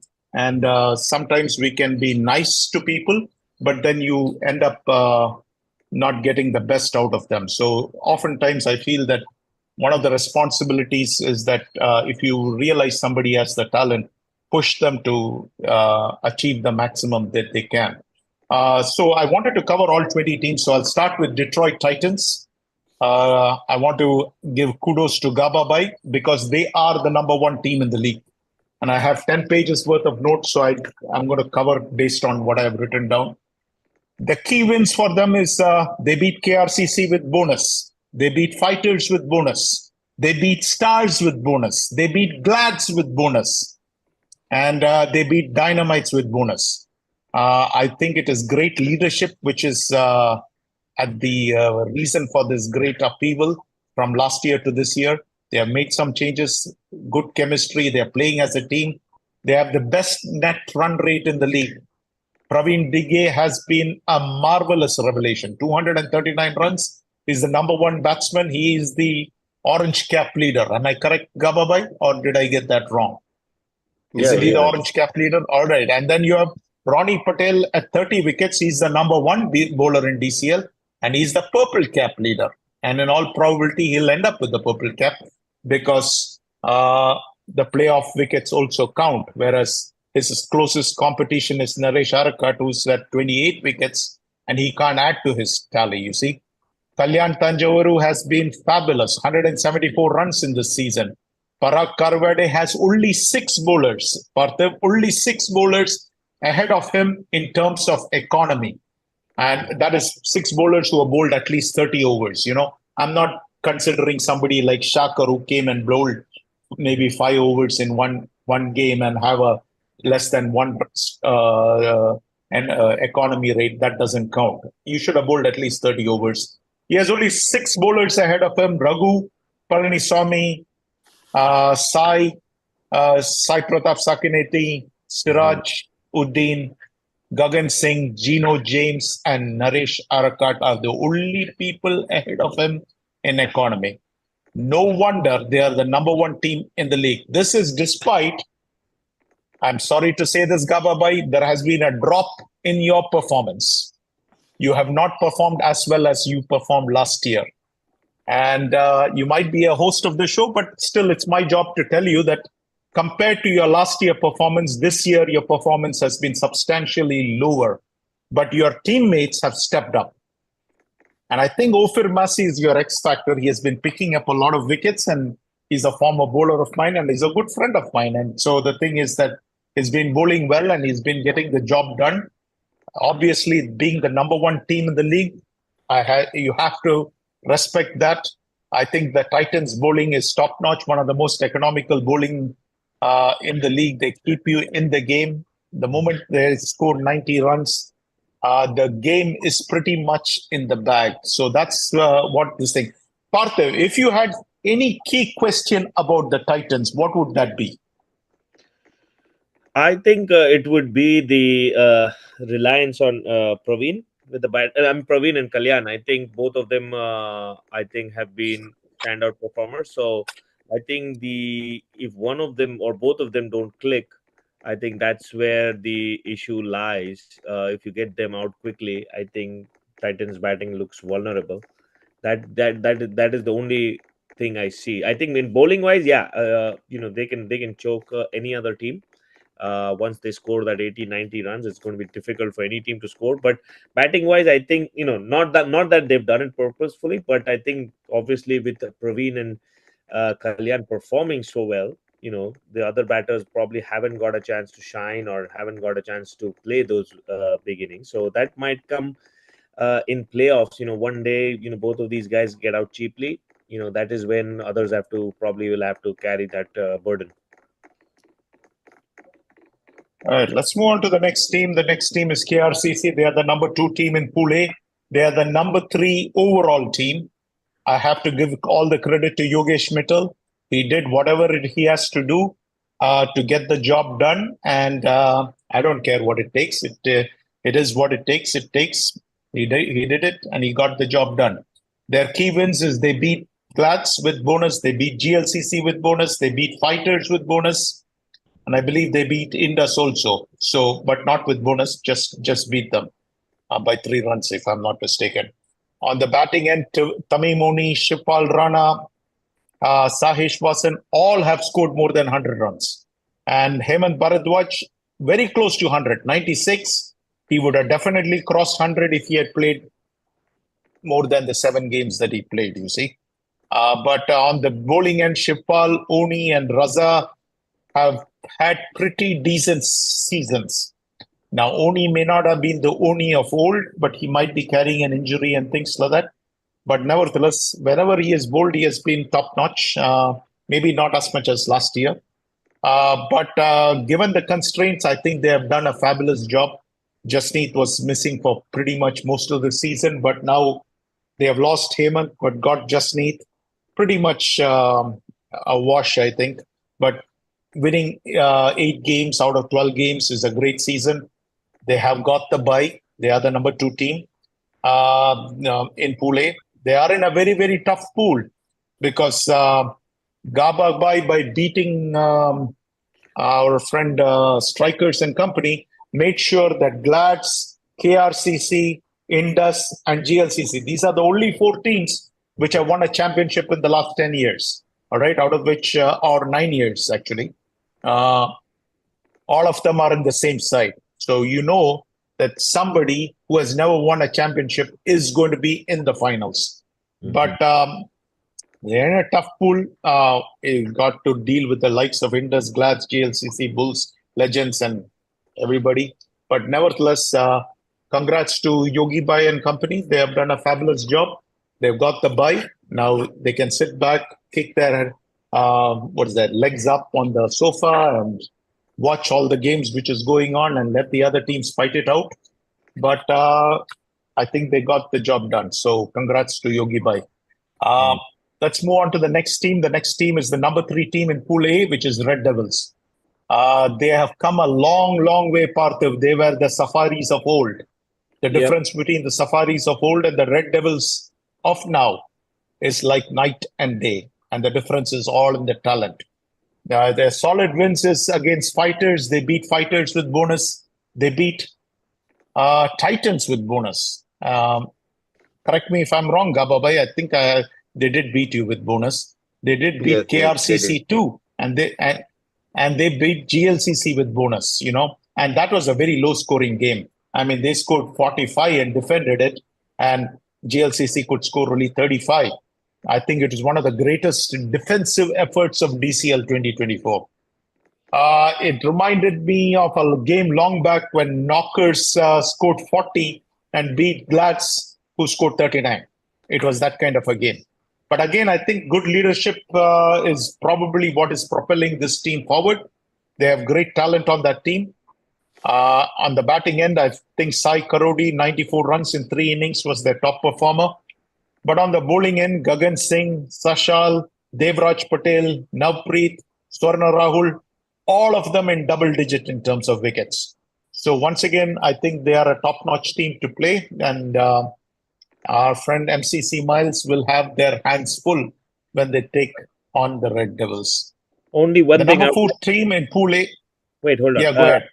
Just like to add on Red Devils, a unique thing about Red Devils, as I see their batting and bowling charts, is they have only one player who's played like all 12 games. So they've kind of stretched the players in terms of the number of games that they play. There are quite a few who have missed games. I think multiple leagues is probably the reason. But also, this year they have been a very strong bowling unit. So bowling has been their key, and you pointed out the low score that they defended. But on the batting unit, that's where I feel they haven't clicked yet. The highest scorer in their season is just 94 runs. There is no one who scored more than 100 runs. So that is an issue which I see going into playoffs for Red Devils. Their batting. All right. The number 14 partner in Pool A is Glads. Their key wins is beating GLCC, Red Devils, and beating Bulls. Mishka priorities basically meant that Glads never had a full unit pretty much the whole season. That coupled with a lack of hunger, let's call it for what it is, means that they did not put in all their effort. Now, can they flip the switch in playoffs? I'm not sure. But if last week is any indication, then at least the bowling knows how to flip the switch. Now, only Hardeep Singh with 143 runs is over the 100 mark. Now, remember, Hardeep was not scoring anything in the first 4 or 5 games. So it's in the last 6 or 7 games that he has come alive. Satya, if you ask me, was the Glad's best batsman, not Hardeep Singh. If you ask me, Satya is the Glad's best batsman, at least in the way he has played, the way he has attacked the ball, the way he has played on the merit of the ball. Taifoor has scored 84 in 11 innings. 11 games he played and 84. That is substandard for somebody with Taif's ability, because just now, I think in the over 40 league, he was the best batsman and won the MVP honors there. So a 7.64 average, I'm not too thrilled about it, but I'm sure he's listening to this and I'm sure he knows how to raise the level of his game. Amin Jahan, if you ask me, is our best bowler with 15 wickets, 2.58 economy. Satya has also picked 15 wickets, and then Jawad with 10 wickets is our top performers. Parthiv, what is the key for Glads? I think the key for Glads is obviously going to be Arjun. No doubt about it. Maybe not in the initial rounds, but somewhere in the semi-finals or the finals, I think that's going to play. And obviously, the big match player Mansab Butt is going to make a huge difference. If he's on song, if he's on in rhythm, I think his involvement is going to be a very key factor. Others, I think, are going to probably play the supporting role. But also one other thing, as I mentioned at the start of the show, I think Hardeep's role and his approach is going to be very interesting to see what role he plays. Does he go for his natural instinct? Does he curb his natural instinct in situations where it's a little tougher? That's going to be, I think, key. We'll see how Satya and the Glads management, has a talk with him, and what strategy they come up with. Parthiv, the number 5 team in Pool A is Fighters. Their key wins was they beat Bloods with bonus, they beat Miles with bonus. For on their batting end, Arjun Dev Alipur, the man who tormented you. Yep. 103 runs. Ravitej Pujari, 99 runs. Mahesh Babu, 91 runs. Sainath, 85. Anil Balareddy, 81. So if you ask me, there are 5 pretty decent batsmen who have scored enough number of runs to give them balanced batting. There's no one who is super exceptional, but the last I checked, cricket is a team game. And in a team game, well, the team which bats together and bowls together is going to win. And sure enough, on their bowling end, they have Sai Manoj, who's picked up 18 wickets in just 5 matches. MBB has picked up 17 wickets. Anil has picked up 14 wickets. But if you ask me who is their best bowler, at least based upon the eye test, this is when Glads played. Sai Manoj didn't play that game. I think that's the game he was suspended by DCL. But everybody else played, and Mahendra Bur Reddy was their exceptional bowler, at least based on the eye test sitting 10,000 miles away. If I had to pick one bowler out of their lineup and put it into the Glads lineup, I probably would take Mahendra Bur Reddy, eyes closed. That's how good he was, at least on that day. And I think throughout the season, he has been performing well. Fighters went to playoffs, not just playoffs, they reached the semi-final last year, Parthiv. If they have to go one step forward, what is the one thing about Fighters which concerns you? I think the one thing that concerns me is their batting. I think, their bowling. Batting, I think they have with Sainath and Ravitej Pujari and Mahesh himself. I mean, I just recently played them, so I could see, where I think their bowling looks a little vulnerable. I felt like they are very, very one tone. I don't think they have any spinner or slow bowlers, which I think everybody's like medium pace. Sai Manoj, Mahesh, Mahendra, all of them bowl at probably similar pace. So I feel that balance of attack is where I think they lack going into the playoffs. Okay. Well, I'm sure if they're listening, they'll know what to do. Fighter has the right who bowl spin or slower side. Who? Siddharth. Siddharth. Yeah, Siddharth. I mean Siddharth. I think by virtue of his pace, I think he looks, but I don't think he spins the ball really. I mean he's more quick in the air and more medium pace than I would say a spinner. So I wouldn't consider him technically a spinner. Okay. All right. Well, anyway, they have a lot of players in their on their roster. We'll have to wait and see what they put. The number 6 team in Pool A is GLCC. Their key wins is they beat Titans, but they beat Titans without a bonus. It was a close game. I think it was a 3-4 run game. And I think Gavabai walked away from that game learning a few tricks as to what could have been done differently. I'm sure he will use that in the playoffs. But the Fighters absolutely demolished. Who is this? Some team they scored 43 for 2. They beat, GLCC beat Fighters. They demolished Fighters. Yep. 43 for 2 in 4.4 overs. And I'm sure our friend Kaushik probably got into the act. And when he gets into the act, even Hanuman probably can't stop him. I mean, I don't know. But on the batting end, Hitesh is their top batsman, 136 runs. But the man who I'm most afraid of is Hemant, 133. My suspicion is he's in India, so he probably is not going to be there in the playoffs unless you guys have some better information. Akash has been the player I would like to take hands down, pants down, eyes closed. If I could only pick one player from GLCC, Akash, he has scored 121. Look at the balance. KK himself has scored 104, and he scored 104 in just 75 balls. If you ask me, Pradeep Kandreddy, just like I said about Satish Gaba, has underperformed in DCL this season. He has scored only 74 runs in 105 balls. I think he's a lot better than that.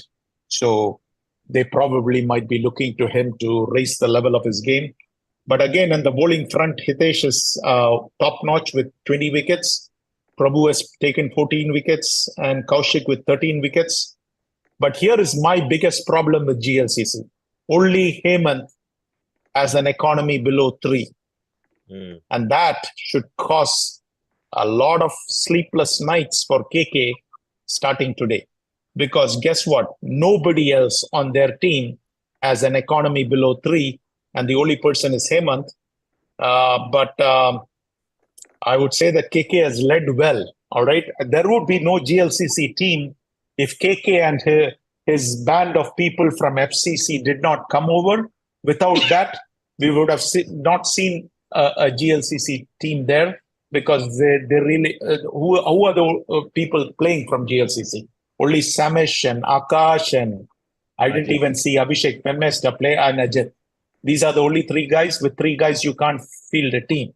So they needed this influx of talent, and they had to hand over the keys to KK. Well, that probably was the right move if they wanted to keep their team alive, and that's probably the only way to have kept their team alive. But I think KK led well. I think Hemant had a fabulous season. And Akash is Akash, the best player on that team. Samish, it's my personal opinion, based on the eye test again, Parthiv sitting from 10,000 miles away, I feel his bowling has dropped down a couple of levels. What's your opinions, Parthiv? Do you feel the same way? Yeah, I think probably it's he's nursing an injury. He's coming back from an injury. So at the start of the season, he wasn't even bowling, even though he played in a lot of the games. So I think only lately in the last month or 2, month and a half, that he started to regularly bowl. But he's an old wily fox, and he knows. Just like other players, when it come the big game, he can deliver. But I think one other thing which I think hasn't clicked so far for GLCC is Ajit's batting. I think his batting is going to be key going into the playoffs, especially because he's one guy, just like Vignesh and some of the others, who can hit 2 runs at will. And if he gets going, those 2s will keep piling and the score will just keep climbing. So his batting is going to be key in the playoffs. He hasn't delivered yet in this season, but I think going into the playoffs is going to be key. And here is the next ugly. Another comment on the GLCC. Yeah, go ahead. They looks very strong on the batting side, but at the bowling side, they are very weak. If Hemant is not playing, as we see, without Heyman, their bowling is actually very vulnerable. So Yeah. whatever the compensation they have to do on the batting. Yeah. There's no other. Gababai, their bowling is milk toast. Okay, let me tell you that their bowling is milk toast. This bowling is pathetic. In fact, it is the worst bowling attack in the playoffs. All right, of all the Division One teams, if you, I mean, I could be wrong, but I just took a quick glance. Guess what? They have given 98 wides in this whole season. Their bowling is pathetic. They give more wides than anybody else. And aren't they playing Bulls? And if you're the Bulls management, you should be. I know Bulls like to play very cautiously and things like that. Guess what? If you guys go there and try to middle around with 60 runs, 65 runs, no. This bowling can be taken to the cleaners. This bowling should be taken to the cleaners. This bowling should go for more than 100 runs on the bare minimum. And the Bulls have the batting to get it done. Now, all the Bulls have to do is look at Nikhil Sunny. And everybody needs to bat like Nikhil Sunny. Simple as that. Nikhil Sunny bats very positive right from ball one. And guess what? Out of the 98 wides, 66 wides were bowled by the regular bowlers. That's the ugly stat. And no other team has this ugly a stat as GLCC. GLCC has the ugliest stat of all on the bowling department, and they are exposed and vulnerable. It is the soft underbelly of this team. But on the batting front, as I told you, 4 or 5 batsmen are right there with over 100 runs. So you score, I don't know, 65, 70 runs. I think Gaba mentioned this when Glatz played GLCC, that they will overhaul it in no time. But I think where it is on their bowling front. They don't have that bowling which they had once upon a time. And it's there to be taken to the cleaners. And if a team doesn't take it to the cleaners, they have only themselves to blame. Nobody else, kind of a thing. And take a look at the Glatz GLCC game. You'll find that almost for 15 overs or something like that, we were 38 for 6 or something. And the next thing you know, we scored 125. So that means in the last 10 overs, they were taken to the cleaners. I mean, I honestly did not find anything in their bowling which is praiseworthy. But on the batting front, I think they are this thing. I would tell you one thing. Akash is a very good bowler. And if Akash is there, I would take him and give him 5 overs and Glatz too. So he is something who gives different, it's not, everything is not about pace.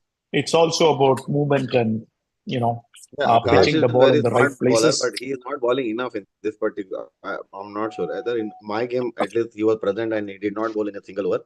And it is not that they had a lot of bowling options. It's just that he did not bowl.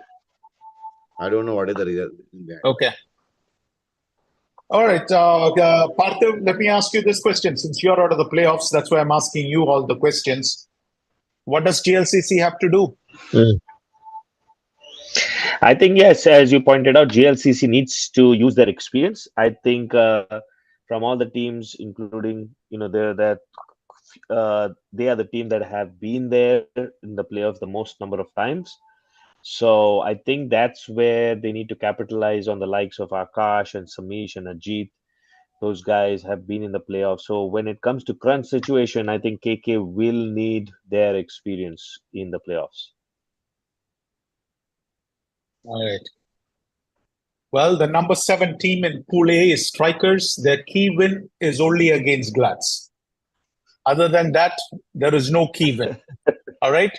When I say, of course, the teams which you're expected to beat, you're expected to beat. But the Glatz was the key win. On the batting end, I think Sujay was a revelation, 160 runs. Sarvesh, 128 runs. And then Parthiv himself, if you ask me, had a great season, 73 runs. And Parag had 71 runs. Again, I think Sujay was the best bowler for Strikers. He was a captain who led from the front with both the bat and the ball, 26 wickets. But after Sujay, there is a big drop-off because the next highest wicket taker is Dinesh at 13 and then Vinayak at 11. So you see that there is a big drop-off. And I think it is that big drop-off where there is nobody else to give Sujay that kind of support, which is preventing Strikers from missing the playoffs, you see, or which has prevented Strikers from making the playoffs. but they almost made the playoffs. They gave us a run for the money until the last game. We had to sweat it out to figure out, make sure that we don't lose the game. Otherwise, we were going to be knocked out. I think it was good leadership for a first year man. But again, as Parthiv said, some of this is fire in the belly, and sometimes that needs to be cultivated and it needs to come from within. But I think if you had asked me before the season whether strikers will get relegated, there was a good possibility of that. But I think they have outperformed that expectation. They didn't make the playoffs, but I think again, if maybe Rajat played one or two more games, maybe that would have been a possibility. But then again, at this point, some of the fire has to come from within. But let me ask you this question, Parthiv. What does strikers need to improve in the off season? I think you already covered it, that they Yep. need to have some fire in the belly and you needed players who Yeah. are fully committed and things like that. But I think more than that, I think the most critical thing we need is some fresh and young folks, because as I said, I think the one big worry for us is just like GLCC. I think they got KK to get fresh new faces and fresh new younger faces. We need to get, like, age is not on our side, so our average age has been quite high, I feel. So we need some young guys, young good guys, not just young, but young talented guys to come in the team. So that's going to be our lookout for in the off season. All right, the number 8 team in Pool A is Hawks. Their key win was against the Raptors. Hawks also beat GLCC. Hawks also beat Red Devils. That's pretty impressive set of wins there. But the loss which really hurts them was the Indus Thunder's loss. Indus Thunders were, uh, they made 50, and Indus Thunders, I think, was 38 or 36 for 9. And from Right. there, if I am not mistaken, I think Rahul Shivpujay and Chetan Dushyant took them all the way up to 51 for 9 or something like that. Hmm. I Yep. vaguely remember that. I don't have the scorecard in front of me, but that was one where the experience. And guess what? In that game, poor Hawks did not even get the bonus. I mean, it was you went from winning the game with bonus to winning the game to losing the game and losing the game with bonus. So I think again for them, Nikhil Pasula is a fantastic batsman. I saw him play against Glatz, and I was very impressed with his batting style. 101 runs, Sachin Putula 91 runs, Vikram Reddy Golamari, by his lofty standards, slightly subpar season because he scored 85 runs. A normal person, 85 is decent.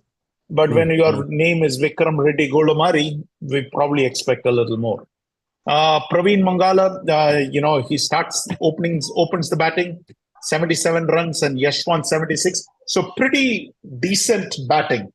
But Right. problem with this whole, I feel they are a little too defensive. Look at Mm. all these batsmen, with the exception of Nikhil Pasula, all of them have a 50 strike rate. Now, they might be feeling that their strength is bowling, but here is the problem I have. Only Naresh Arakat has 28 wickets. The next person has got only 10 wickets, which is Shashank. So there is another huge drop off between your top bowler and the rest of the bowlers. Not everybody is Yep. picking up wickets like Naresh. But Naresh had a fantastic season, mind-blowing economy. I really like his bowling. I honestly think he's a fantastic thing. But they have to work on something in the off season, and I would say it is their strike rate. Their strike rate has to be better than that.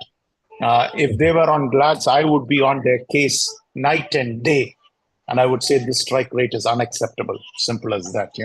I call it for what I see it, but that's what it is. But Parthiv, any other thoughts on what Hawks can do? I think, yeah, you're absolutely right. I think they definitely showed a lot of potential even against the game against us. It was a pretty close game, and they have a very good team, young team. I would say that is their biggest strength. I think they are a bunch of really young guys who are gelling together. They have a lot of enthusiasm playing together. Naresh leads the team really well.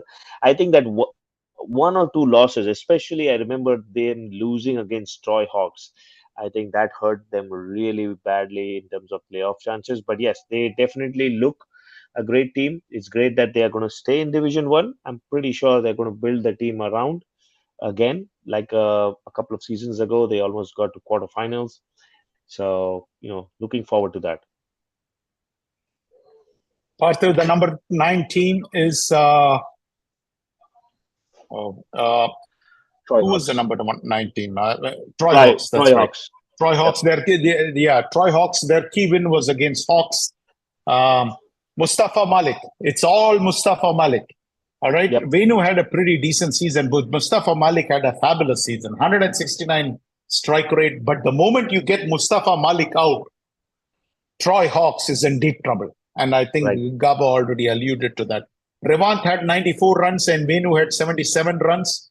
On the bowling end, Venu had 11 wickets, Sajid had 9 wickets. But then here is the problem. Troy Hawks don't have any outstanding standout bowler. Now, every team has at least one standout bowler.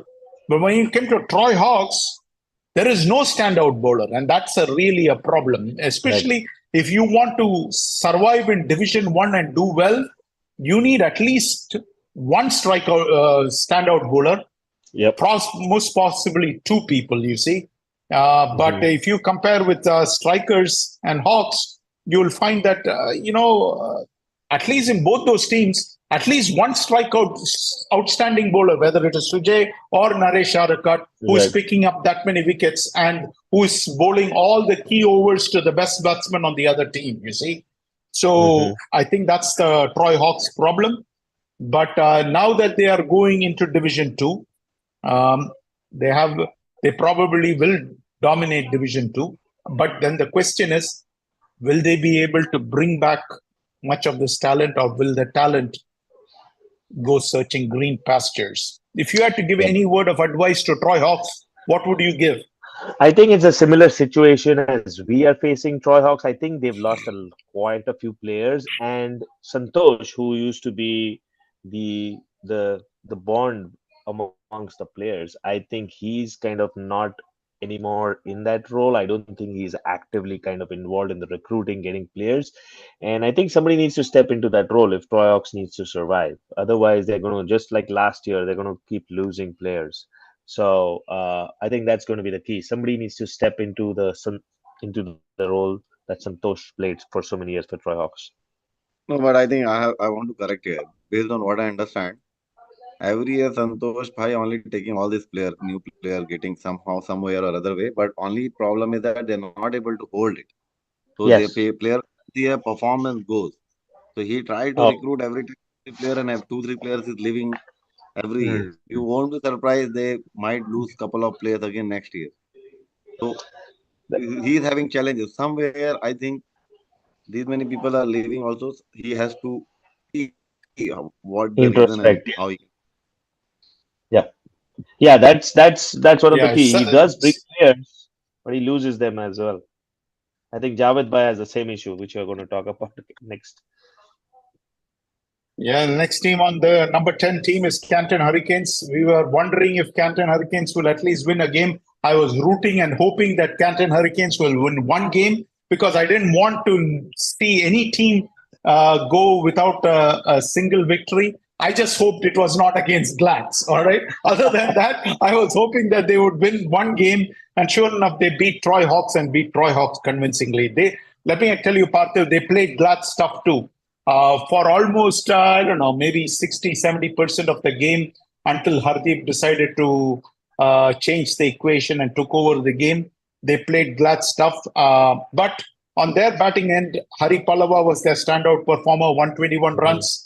And then, they got, again, some help from others too. 119 runs is the next person in line. I forgot whose name that is, but I think it is Amit Sivrai. Amit Sivrai with 119 runs. So those two guys, 121 and 119, and then Najid Abdullah had 80 runs, and then Mohammad Mukudas had 78 runs. On the bowling front, Javed picked wickets, 15 wickets.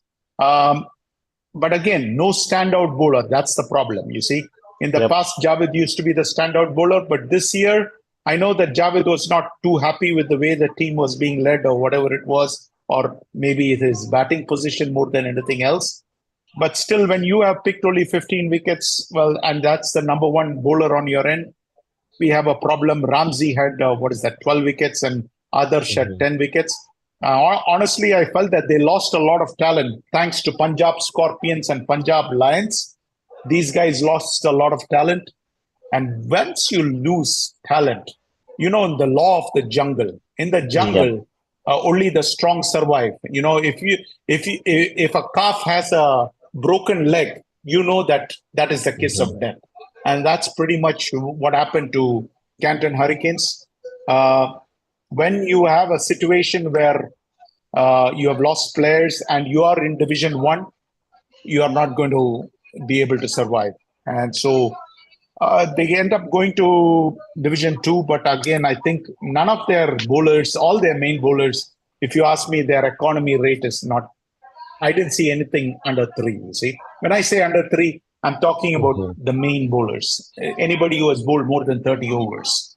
So that's always a problem, because you have to control something. You have to either take wickets, or you have to control the runs, or you have to do something, or you have to score runs with the bat. If none of those 3 departments are working, well, guess what? You're going to have a L loss next to your column.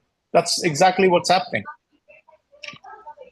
Any thoughts, Parthiv, to offer to Canton Hurricanes?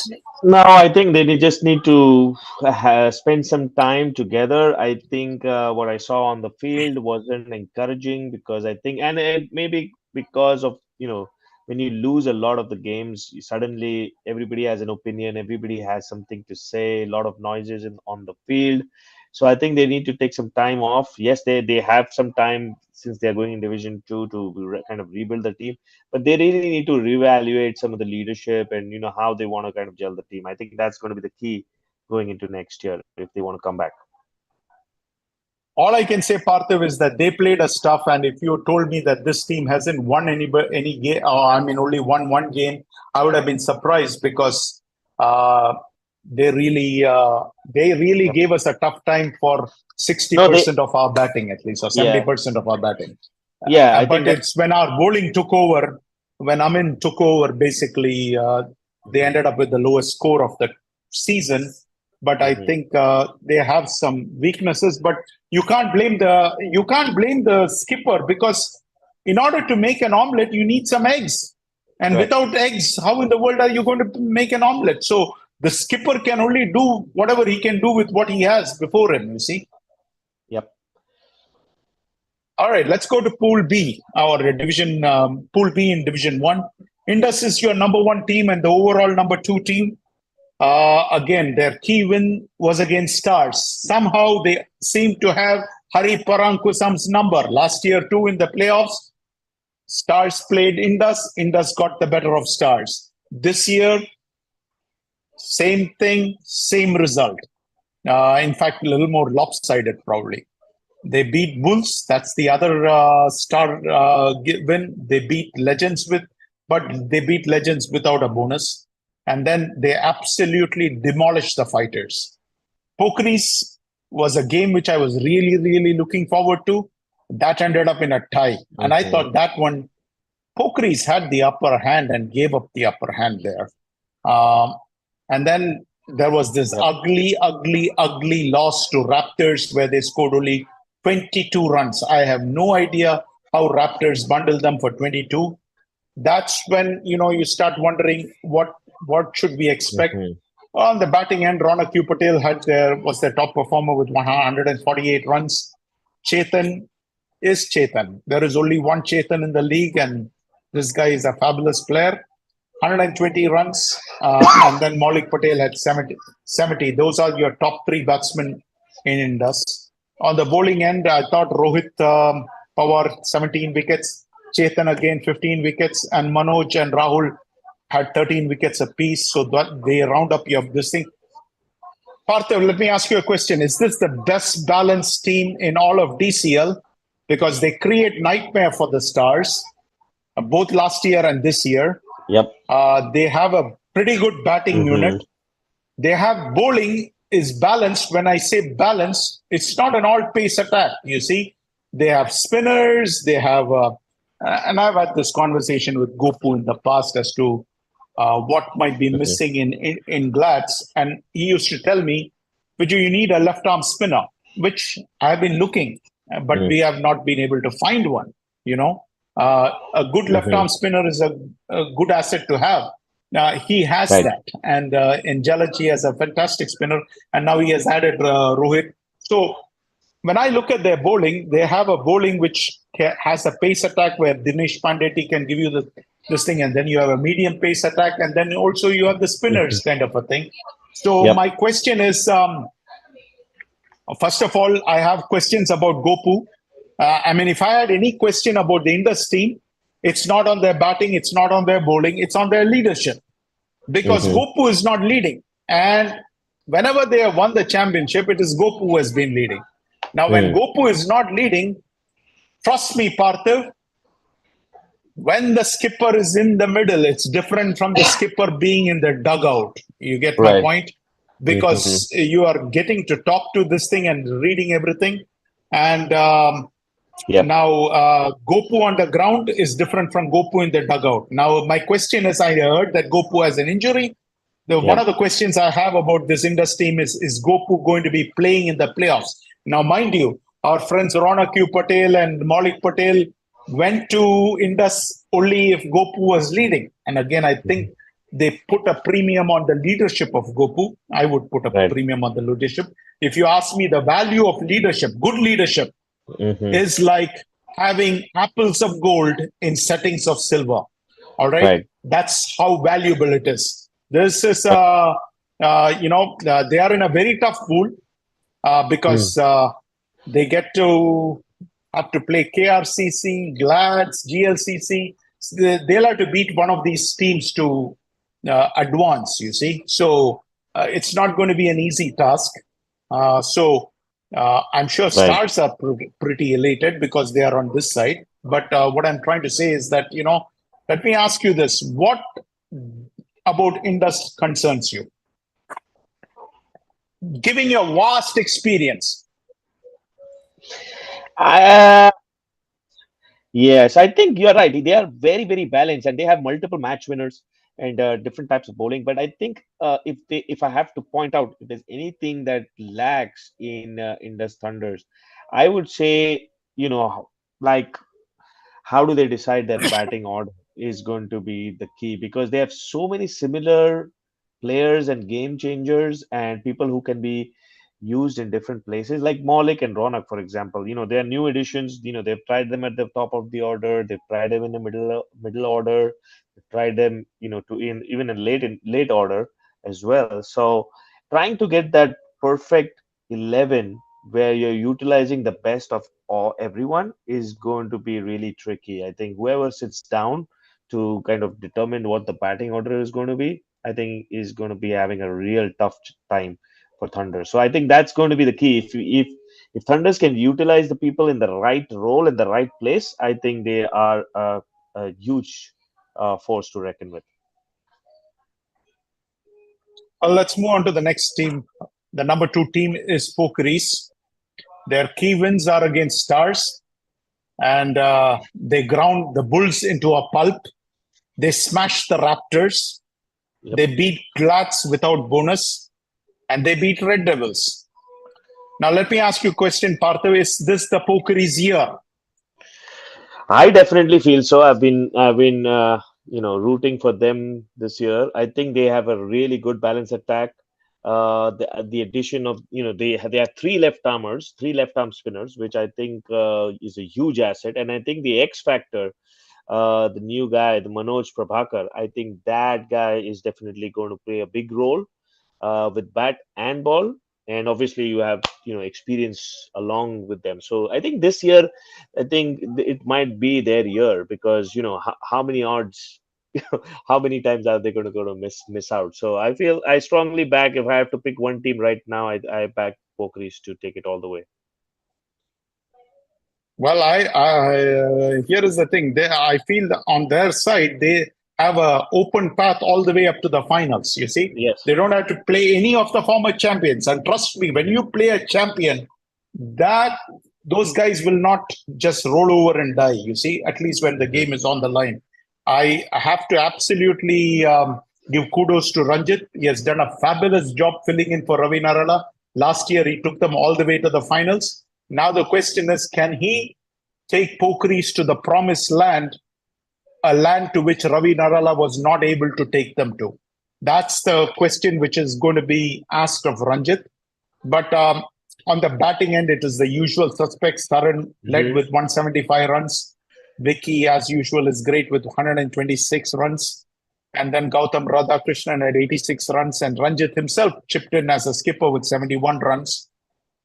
The man who has disappeared for me is Raghu Palaniswamy. All right. Yep. He has just disappeared like the Statue of Liberty disappeared when David Copperfield made the Statue of Liberty disappear. I do not know if you know this, but Right. he did this trick where he made the Statue of Liberty disappear. And the same thing has happened to Raghu Palaniswamy. I just feel that this season, Raghu Palaniswamy, who used to be, I think, once the MVP of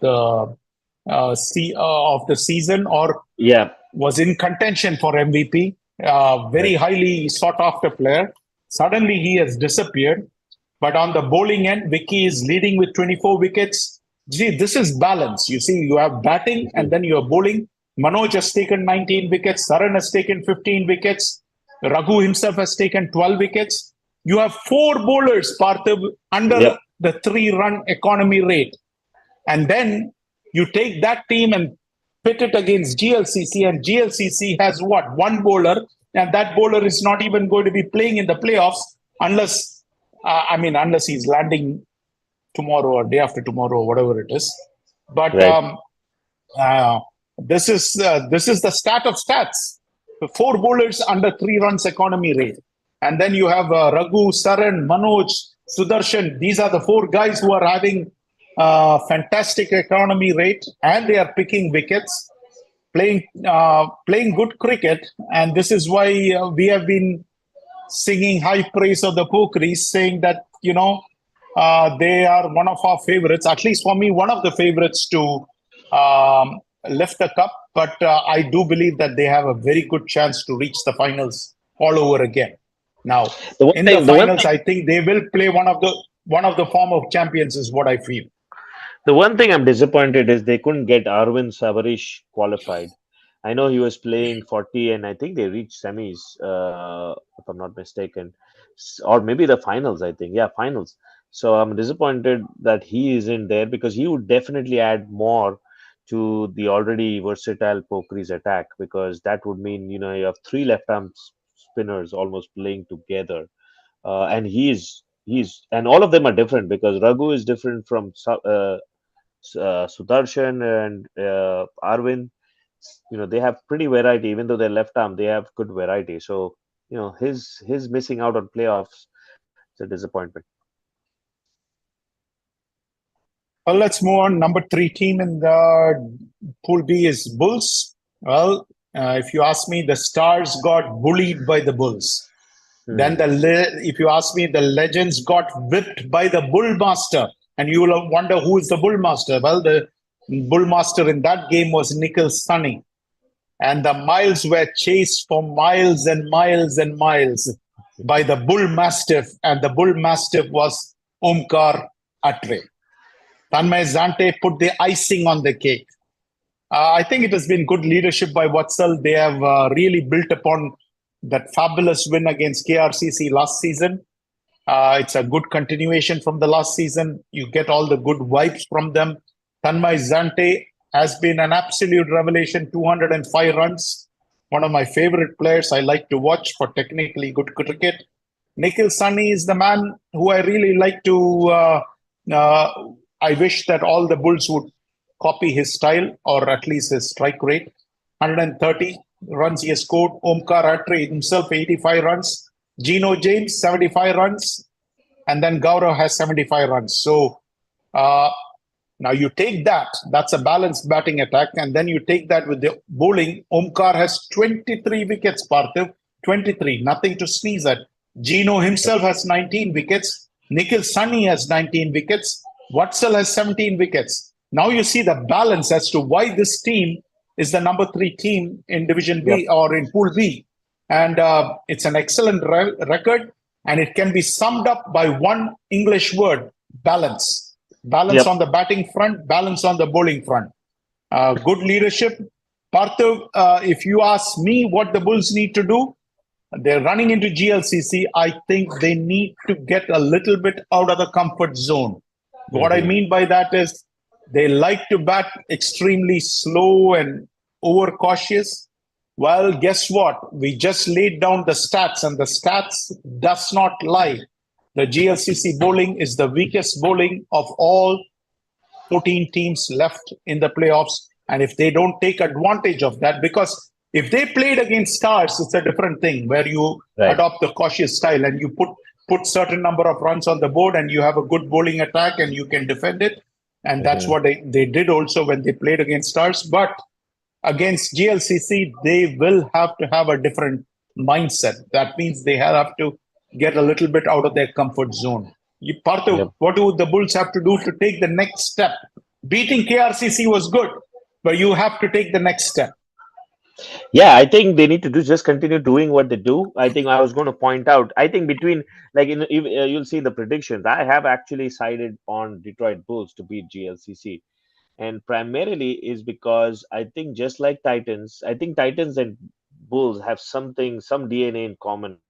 If you look at it, both of them are very similar structured. I think Bulls rely a lot on their bowling. They too have a very, very set bowling pattern, and just like Bulls and like Titans, they don't experiment too much with the bowling. They have I'm looking at this bowling stats, and they've used 10 bowlers only throughout the season, which is similar to what Titans have done, 10 bowlers only. If you look at other teams, they have more or less 15, 16 bowlers, which they've used throughout the season. That shows that they have a pretty good structure and a core set, and this core set is going to take them to the next level. I feel they are definitely a semi-final bound team.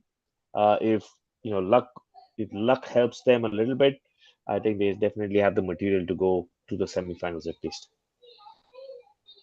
Well, the next team is Stars, Parthiv. They are the number 4 team in Pool B. Their key win is they absolutely smoked Hitman by 97 runs. That's a whopping margin, right?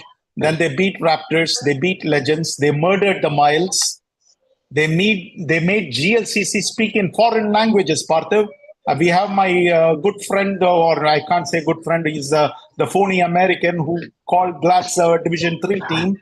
Well, that man who has the phony American accent, after getting smoked by Stars, was speaking like the phony Chinaman, Parthiv. He was speaking like the phony Chinaman.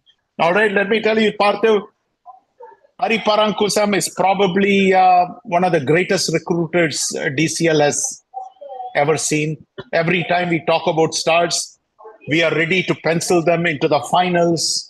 If you go back and watch our show at the beginning, after looking at all the recruitments, we made them the odds-on favorite to win DCL this year. And then preseason gets over and the regular season starts. And the next thing you know, we are penciling Pokeries as the all-time favorite. And what happened to the Stars? That's the problem. I think personally, as a Hari Parankusam well-wisher, if Glad's can't win, I would root for Parankusam, because I feel a man who has put in that much effort deserves a championship. But if I had to tell Parankusam anything, I would say that, Hari, I think strategy is very, very important. And the Stars strategy is the something which has always been questionable. Oftentimes, it has not worked out. You put the talent, but then there needs to be a strategy which needs to go with it.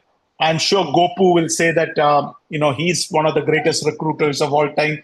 I probably will make a claim and say that I too was a great recruiter. But the difference is Gopu and I could take that talent and put some strategy in place and convert it into 3 championships apiece. You get my point?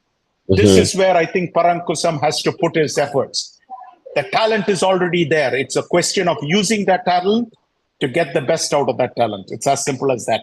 And that means you might have to push some buttons, and sometimes you have to take some tough decisions. So on their batting front, Ravi Teja, absolutely 208 runs, their best batsman. Hari Riharan Muralidharan, 102 runs. Deepak Giriyappa, 198 runs. And Arun has been scoring a lot of runs, 87 runs. On the bowling front, Deepak has 21 wickets and Arun has 19 wickets. But only, this is the most surprising stat, only Deepak Giriyappa is below the 3-run economy rate. So this is where probably some of the losses have been piling up, where you're not getting the kind of oomph from your bowling as much as you were expected to get, because this was supposed to be the best bowling attack. Well, it hasn't happened that way. If you ask me, right now, Pokhris is a better favorite to reach the final from there than Stars. And I never thought I would say that, because pre-season we had made them the Stars the number 1 favorite to win the DCL.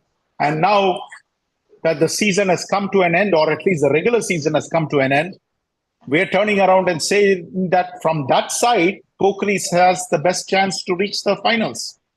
So now that Raptors have got decimated, I don't know. I mean, I am sure Amar is probably going to come and play here and things like that. I do not know what goes in or what goes out. But whatever it is, Parthiv, what do the Stars have to do? Because Hari Parankusam can use all the help that he can get. Now, what would you give Parankusam advice? I think the key advice I would give is, again, I think the batting revolves around Ravi Teja. So I think he needs to use him very, very carefully in what situation. But also, I think Amar is going to, have to play a big role. I think one of the reasons, as you mentioned, we had put them as pre-tournament favorites was because we knew Amar was going to come there. There was rumor Bangera might be approached as well. That didn't work out, obviously. But those were a couple of additions that we thought, are going to push the Stars team past that finishing line. But at least they have Amar. I think his batting hasn't been anywhere close to what he did for Raptors. I think he needs to support Ravi Teja. Somebody needs to stand up and put their hand up to support the batting. I think on the bowling front they're okay. Once they put up a score, it's going to be hard to chase with Stars bowling. But somebody needs to stand with Ravi Teja to put up that score. So whether it's Amar, whether it's Hari, whether it's Sai, Gautam, somebody needs to put that hand up. All right, Parthiv, let's move on to the next number 5 team in Pool B is Legends. Here's the problem I have, Parthiv, with Legends. From July 20th, if you look at their streak is loss, win, loss. But here is the thing which baffles me the most. They had beaten, their key wins was against Pokhris and they beat Red Devils, all right? Now, you have already beaten Red Devils. They were playing Dynamites. And you know what? I was watching that game and I was constantly updating that score. And when one of their players, I forgot his name right now, but he played a fantastic innings. All right? I forgot his name. Yeah, Sham Kachetti, right? I think he was a former Stars player who has now come to Legends, right? All right. So Sham Kachetti was playing a fantastic innings, right? I mean, he single-handedly took it to the Dynamites. But the next thing I know, they are getting closer and closer to the bonus. And I'm sitting and watching that and I'm thinking, well, if these guys get the bonus, and by the time I knew that Blacks are going to win this game, or we had already won the game or something like that, we were already in number 4. spot, and I know that Legends are going to end up at number 5, and I'm thinking, well, if I'm in the Legends' shoes, if I have beaten Red Devils and I'm going to go and play against Glads, I probably will say, you know what, let's not get the bonus. Let's forget it. I mean, let's call it this thing. Let's not tempt fate too much. But I'm not sure how much of that went into the thinking. Also, they might have just been saying, okay, let's go for the win. But whatever it is, they have 5 bowlers under 3 economy rate. So the bowling of the Legends is their strength. Praveen Arakatla has taken 18 wickets. Sai Pratap Sakineni has taken 16 wickets. Guru Naga has taken 16 wickets. On the batting front, Harish Yalamichali is the top scorer with 89 runs. Chaitanya Babli has scored 76 runs. Guru Naga has scored 70 runs. Ravi Teja has scored 70 runs. So if you ask me, a balanced team, but it is their record which baffles me as to how come their record is, especially the record of the last 5 games, when you have lost 4 out of the 5 games, you're going into the playoffs with not good momentum. You had great momentum to start the season, and then somehow the last 5 games has been 4 losses and 1 win. And that would be something which is concerning me. But your thoughts, Parthu, on Legends? Yeah, I think I rate Legends like the South Africa of world cricket, right? They basically have underperformed when it comes to playoffs. I've seen multiple seasons where they've dominated, and I think one of the seasons they went undefeated as well, if I'm not wrong. So they have had a pretty decent run in the league phase. It's during the playoff phase that the wheels are falling apart. And I think that's going to be the pressure of handling this, and especially if they're chasing, that's going to be a really tricky thing, which they'll be in kind of unfamiliar territory again. So I would say, they need to somehow get over that pressure of winning in a playoff game.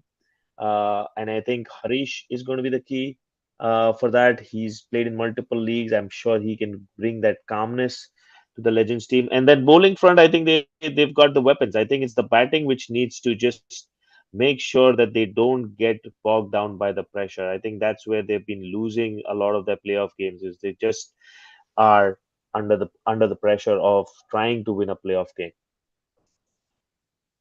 Usually when they are batted first, they have the bowling to defend it. So Correct. But anyway, let's see what happens. Because Sham Kumar Kakacheti type of innings is not going to happen every day.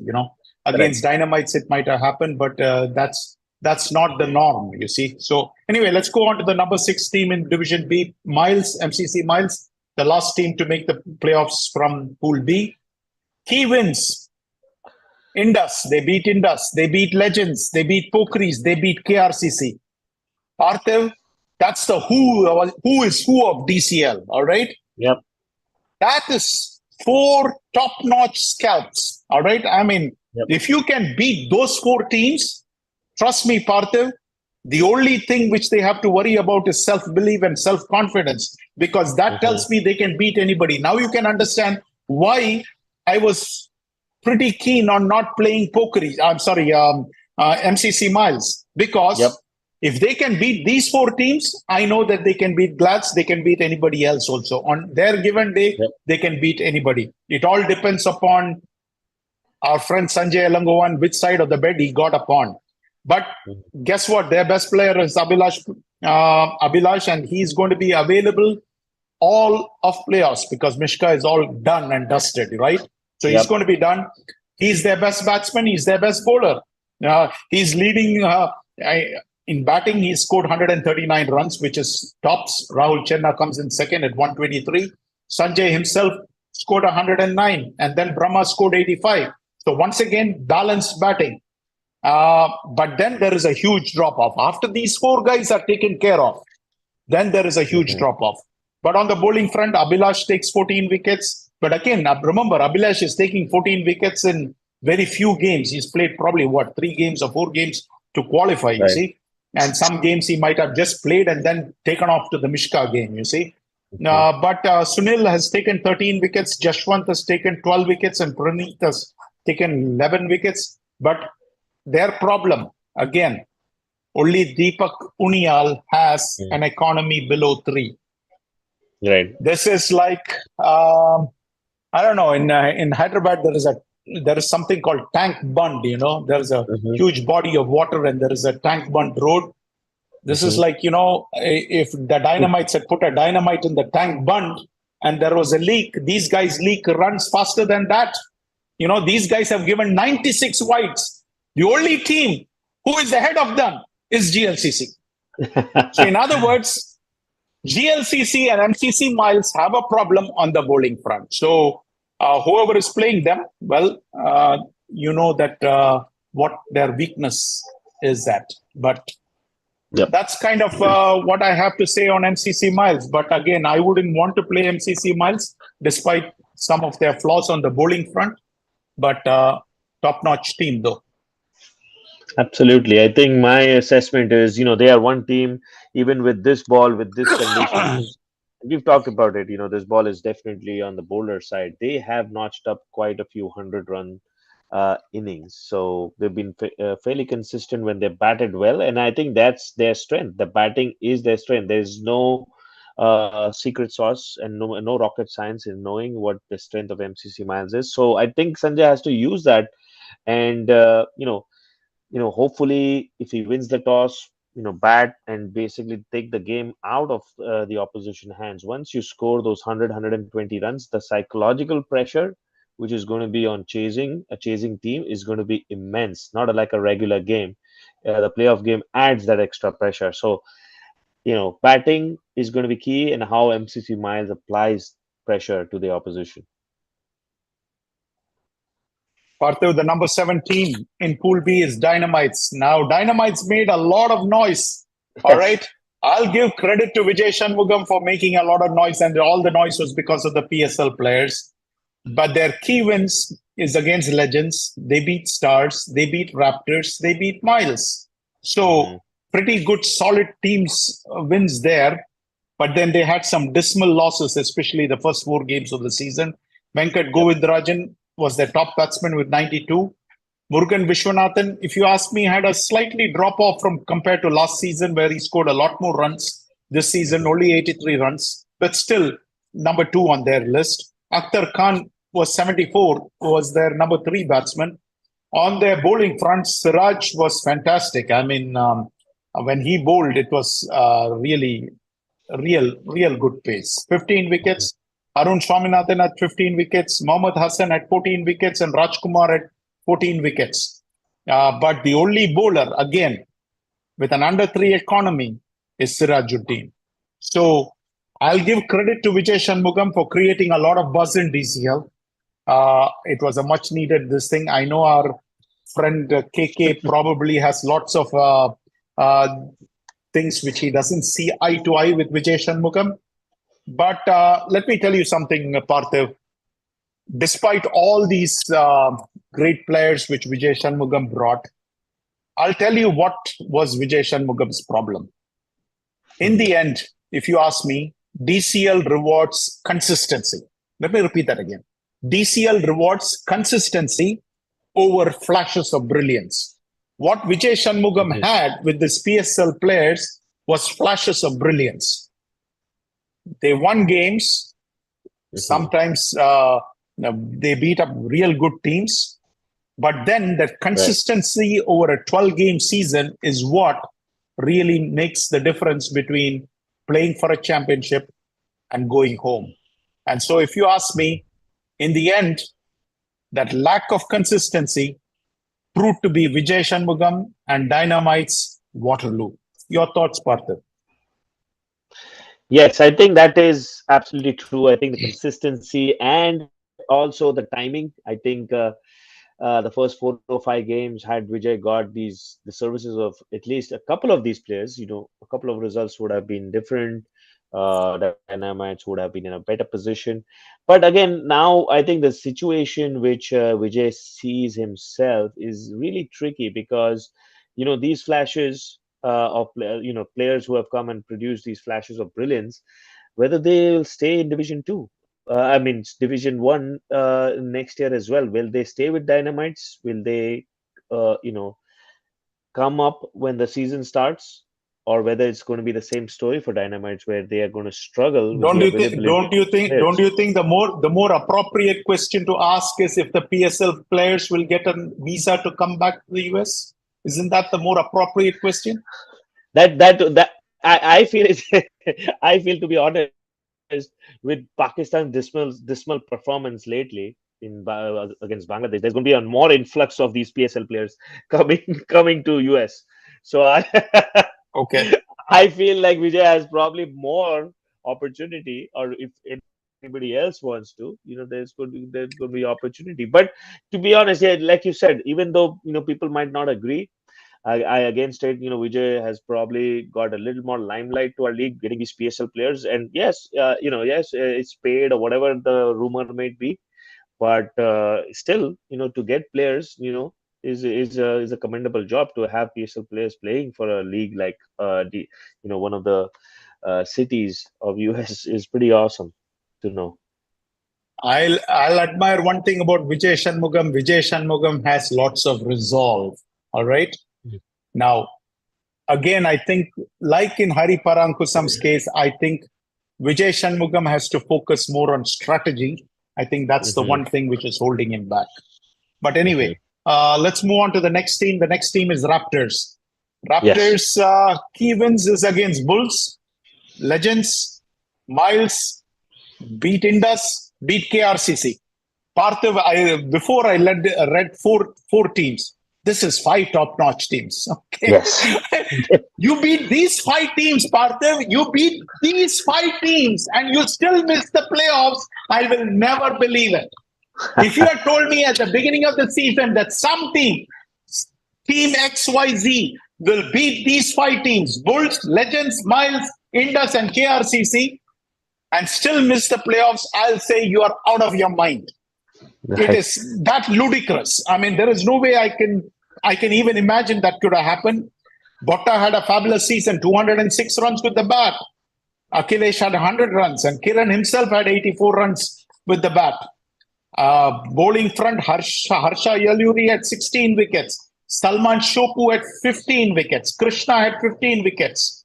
But here is the bigger problem. Nobody under 3 runs economy rate. And so this is I'll give one thing. These guys have ice cold water running in their veins. They won so many close games, more than the fair share of close games. And after so much decimation of talent, let me tell you, I think Kiran had them fighting very hard till the very end. I'm Yep. sorry to see him finish the season missing the playoffs. I think this is probably the first time I'm seeing in a long, long time that they have missed the playoffs, if they ever miss the playoffs. They have always been one of the greatest recruiters of talent. But this Yep. year, I think our friend KK is one of the guys who stole a lot of talent. And then our friend Hari Parankusam uh, did some magic and made sure Amar switched sides. But Botta, Harsha, Yaluris, Salman Sopu, Vikas himself, they all came out of the woodwork. They all had fabulous seasons. I'm sorry to see them miss the playoffs, but I have only respect for Botta and Pradeep Panjuru and Kiran. I think Kiran, I've always felt that got a raw deal from many of our guys. The guy really puts in hard work. So I just Yep. wish them good luck in the off season. Yeah, I think that is Any one thoughts team. to add? You were a former Raptor. Any thoughts Yep. for them? Yes, absolutely. I think the loss of some of the key players, especially the likes of Amar, who dominated the season last year, Kaushik, definitely impacted them. But it's good to see some of the older Raptor guys coming out and supporting. I saw the likes of Vikas come in, play. I saw Sai Vishwanathan, even though he's past his prime, age is not on his side, but he come out and play. So the older Raptor guys are rallying around the team, and it was only, I think, the first couple of losses, though, that loss against Hawks, the start, and then there was one other one which they lost. I think that really hurt. The Hawks one, I feel, is the big one that I'm pretty sure Kiran and the team would be, wishing that never happened that first weekend. But they rallied towards the end of the season, and I see, that always that momentum carries on into the next year. So I feel like Raptors just in time got their act together. Yes, they missed the playoffs, but that was by a whisker. But I think they are in a good place right now. Okay. Well, the number 9 team is Hitman. Their key win is Pokeries. I don't know. They have the Pokeries number. This is not the first time they are beating Pokeries. They beat Pokeries last year or the year before that. And Right. they beat Raptors and they beat Dynamite. So those are the key wins. On the batting end, Niranjan Rajendra had 102 runs. The ex-Glads player, Santosh Kumar Kadikuntla, had 97 runs. Good left-hander. Arun had 79 runs and Syed Aplu, their skipper, had 73 runs. On the bowling front, Imon, Arun, Adi Gopalan, our friend, he had 30. All of them had 13 wickets. Abdul Malik had 12 wickets. So pretty balanced attack, but unfortunately going to be relegated to Division 2. I do not know how much of the talent they will be able to retain, because now that you're in Division 2, some of the higher priced talent might say that, well, let's switch to some other team which is playing in Division 1. I don't necessarily want to play in Division 2. I do not know. I always want to play in Division 1. I don't want to play in Division 2. I made this point crystal clear somewhere during the season that if Glads went to Division 2, we would fold the team. And I meant that. I meant it when I said it, because that's how I look at it. But I do not know. There might be many other people who feel that way. I'm not sure. We'll have to wait and see what next season beholds. But I wish them good luck in the off season. Your thoughts, Parthiv? Yeah, definitely. I think they just like Hawks. Unfortunate that they couldn't get past some of the wins. The Pokeries win was definitely a big boost towards the end of the season. But yeah, I think Hitmen have a good team. I hope, and from what I've seen, I don't think there is any issue of players leaving unless there's a change in guard or change in leadership, things of that nature. So I feel like the team should come back, and it should be pretty competitive in Division Two. I feel like they probably will be amongst one of the top sides going into Division Two next year. So I would probably be looking for them to come back to Division One pretty soon. Parthiv, I'm going to give a shout out to my friend Philip Thomas. I know that he did not play too many games. I also know that he got injured. I wish him a speedy recovery. But having said that, I just hope that next season, I'm not sure if he should play with Hitmen, because I feel that he should have gotten more opportunities. Maybe he Yep. should find another team where he'll get a little more opportunities because, time is shrinking and Philip is getting older with every season. But anyway, I Right. just wanted to tell him that. But having said that, let's move on to the number 10 team, FCC. Mhm. Well, they have only one key win, Parthiv, just like Strikers. Strikers beat Glads. Guess what? Our friends in The FCC had only one key win, and that is they beat Titans. In the very first Titans. game, they knocked off Titans. And after they beat Right. Titans, I thought Titans are going nowhere. Oh, how wrong I was. You get my point. And Titans came back with a bang. But again, on the batting front, Teju Srinivas had 114 runs, Satish Kumar had 88, Pratik and Nishant had 76 runs apiece. On the bowling Mhm. front, Karthik had 13 wickets, Teju had 12 wickets, Sujan had 12 wickets, but I feel Sujan underperformed. If this team had to go anywhere, Mhm. Sujan had to be Superman Sujan and had to carry Yep. the team on his back, because there was no other way. The other guy who underperformed is a guy by the name of Amit Gowda. He only picked 11 wickets. In the past, it is these two guys who have been carrying the team on their back. But uh, all of them, Parthiv, are close to the 4-run economy rate. And that won't get the job done in Division 1. Let me tell you that. That won't get the job done in Division 1. But I feel at the end of the day, Nishant did a good job. He tried to compete. But Mhm. Parthiv, if you don't have talent, all right, if you don't have talent to compete in Division 1 is very, very difficult. As I said before, you can only make an omelette if you have eggs. At the end of the day, you need to have talent to compete in Division 1. I think Nishant is a good skipper. He motivates his players. He challenges his players. He takes care of his players. He's a good guy to deal with, fair guy, decent guy. But at the end of the day, if you don't have the talent necessary, it's difficult to compete in Division One. And with Yeah. that, I complete all 20 teams. Uh, I thank all the teams for putting up with me, at least in my old age, with all the crankiness and with Yep. being tough on people. But at the same time, I think sometimes you have to call an apple an apple, call a spade, and maybe sometimes that will get you motivated to want to go in the right direction. No, I think this was great. I think a fair assessment of all the teams. We called out the strengths, weakness, highlights, some of their achievements, and we also called out, what they need, what they need to do moving forward. So hopefully the teams take this as constructive feedback, and if there's anything that you disagree, feel free to hit one of us as well. If you want to talk more about it, definitely would be open to it. So let's go into predictions. Hopefully Satish Bhai is still awake. Satish Bhai, Yes. Satish Bhai are went you to still sleep. there? Okay. No, he's there. He was listening to everything. You know how competitive Satish Bhai is, right? He's leading the chart. I but just I but just that had my but dinner when that India but got that defeated. but Oh yeah. but that reminds me, the Vicky guy has opened a 2-game lead on Satish Bhai.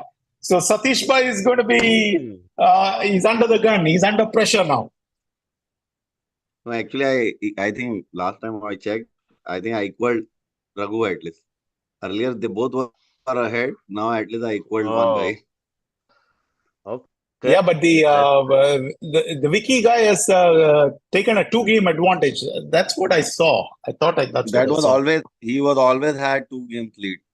Satya, do you have Vicky's prediction as well? Vicky and Raghu prediction as well? If we can. Not right now. He's watching the show. Ask him to join in and give us the predictions. I What's he asked Exactly what's he what him. happened sitting was and that. listening to I us? You know. I did I did message him, but he said he's not available today. He will not be available He was anyway. watching the show. He was correcting me. He does. I think he does listen to the show. I don't know whether he listens like while he's multitasking or something. But I know he's very keen listener. There are some people who listen. Sanjay does listen a lot as Uh, well. So there are Only people. Raghu gave the predictions. Vignesh didn't give the. So far, okay. Oh, All right. Vicky is Let's look keeping at the the overall secret first. sauce close to his heart, I guess. Okay. I'm very excited to see the overall. What is everyone, especially now playoffs are there. Who are the favorites?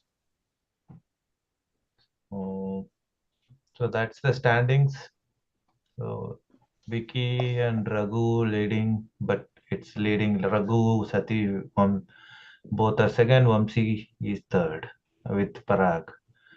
So Pokeris and Titans leading everywhere. So Nice. Hmm.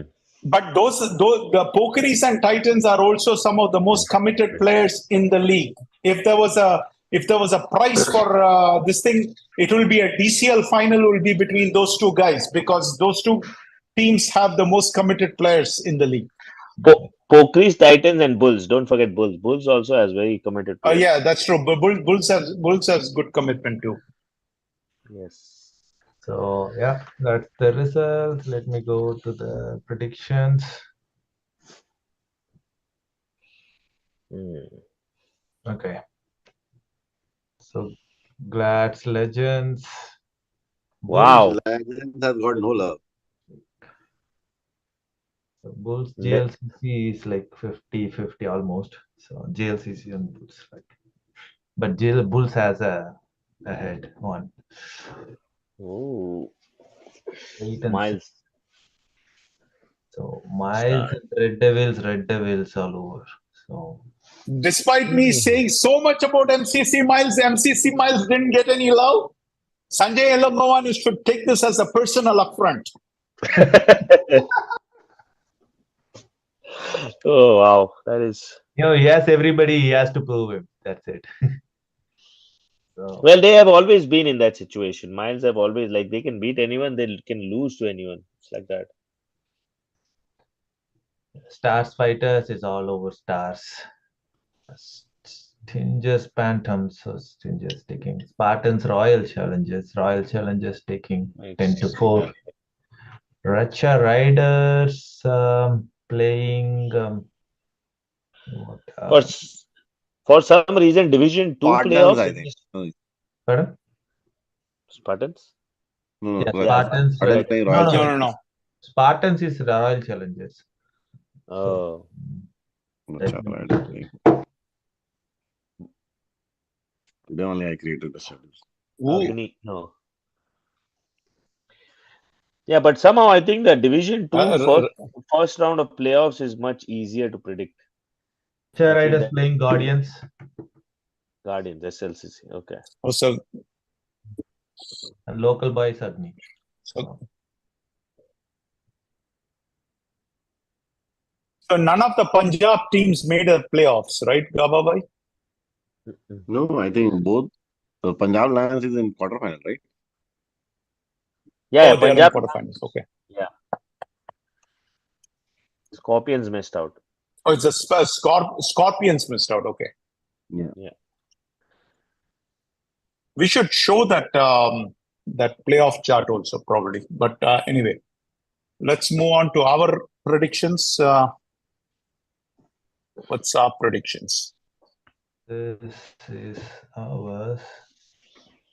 So where everybody on Glads, yes, everybody, and here Bulls and GLCC is a split. So 3 GLCC, 2 Bulls, Chetan and others.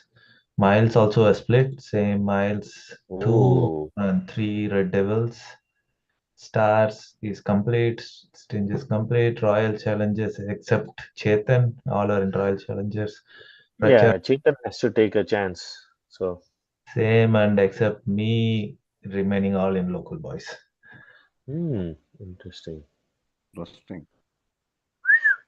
And what is Raghu's predictions? I thought you said you had Raghu's predictions. But though Vignesh didn't put, I don't want to do Raghu's. No, you can say he still has a Okay. choice to change it, right? That's okay, but we still No, love to hear if we don't the want to prediction. change and only one Vignesh has to predict somebody else, but still let us keep it there. If Okay. Vignesh have put it already, we could have logged it, but so What I'm saying, we don't need to lock it. Whatever they have predictions as of now, we can adjust. No. What he's saying is No, he doesn't. I mean, He doesn't want to show I Raghu's think he prediction what do because I Vignesh is to still. Vignesh. I think that's what he's trying. What he's saying is that he doesn't want to show Raghu's predictions to Vignesh and give Vignesh. Vignesh already has a 2-game advantage. Why give him even more advantage? That's kind of what I think he's saying.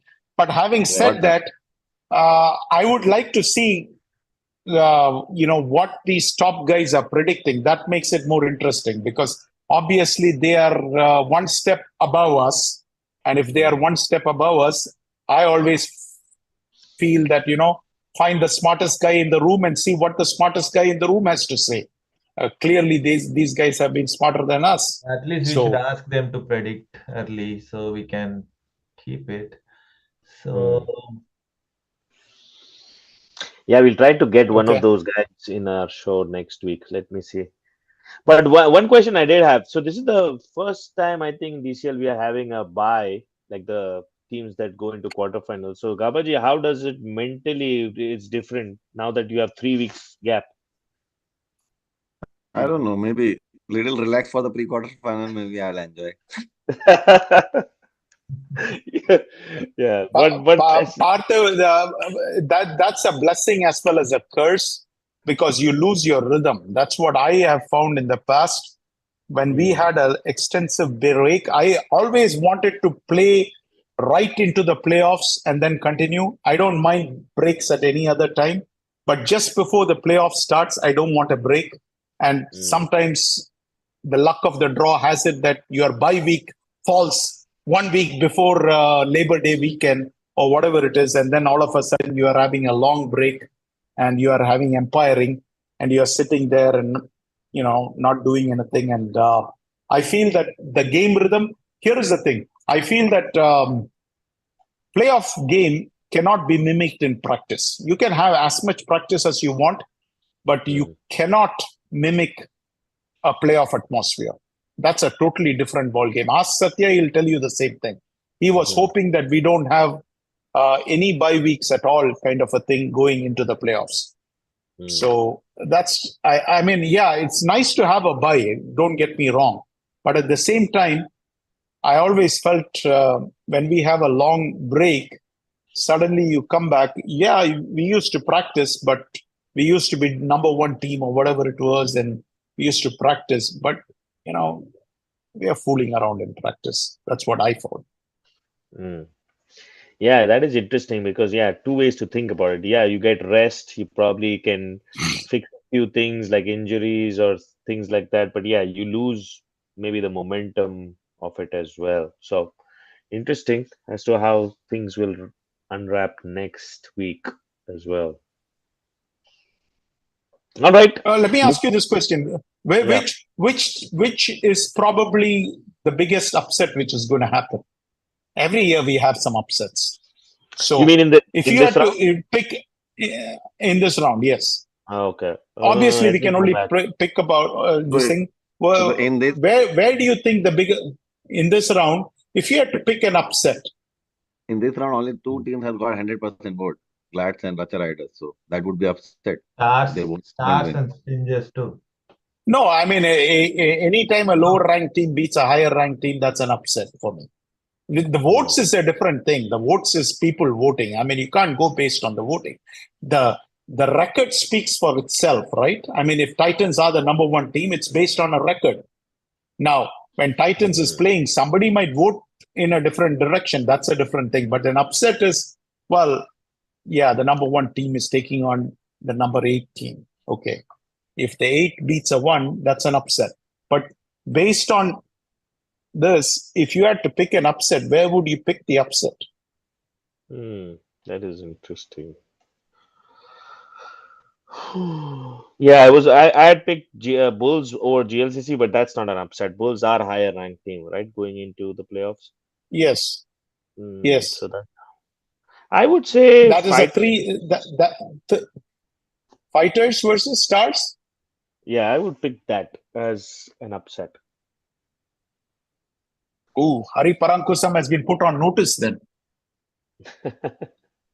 What about you, Gababai? Where is your upset? I would again go with, if Glad losing to Legend, that will be the upset of the week. If that happens.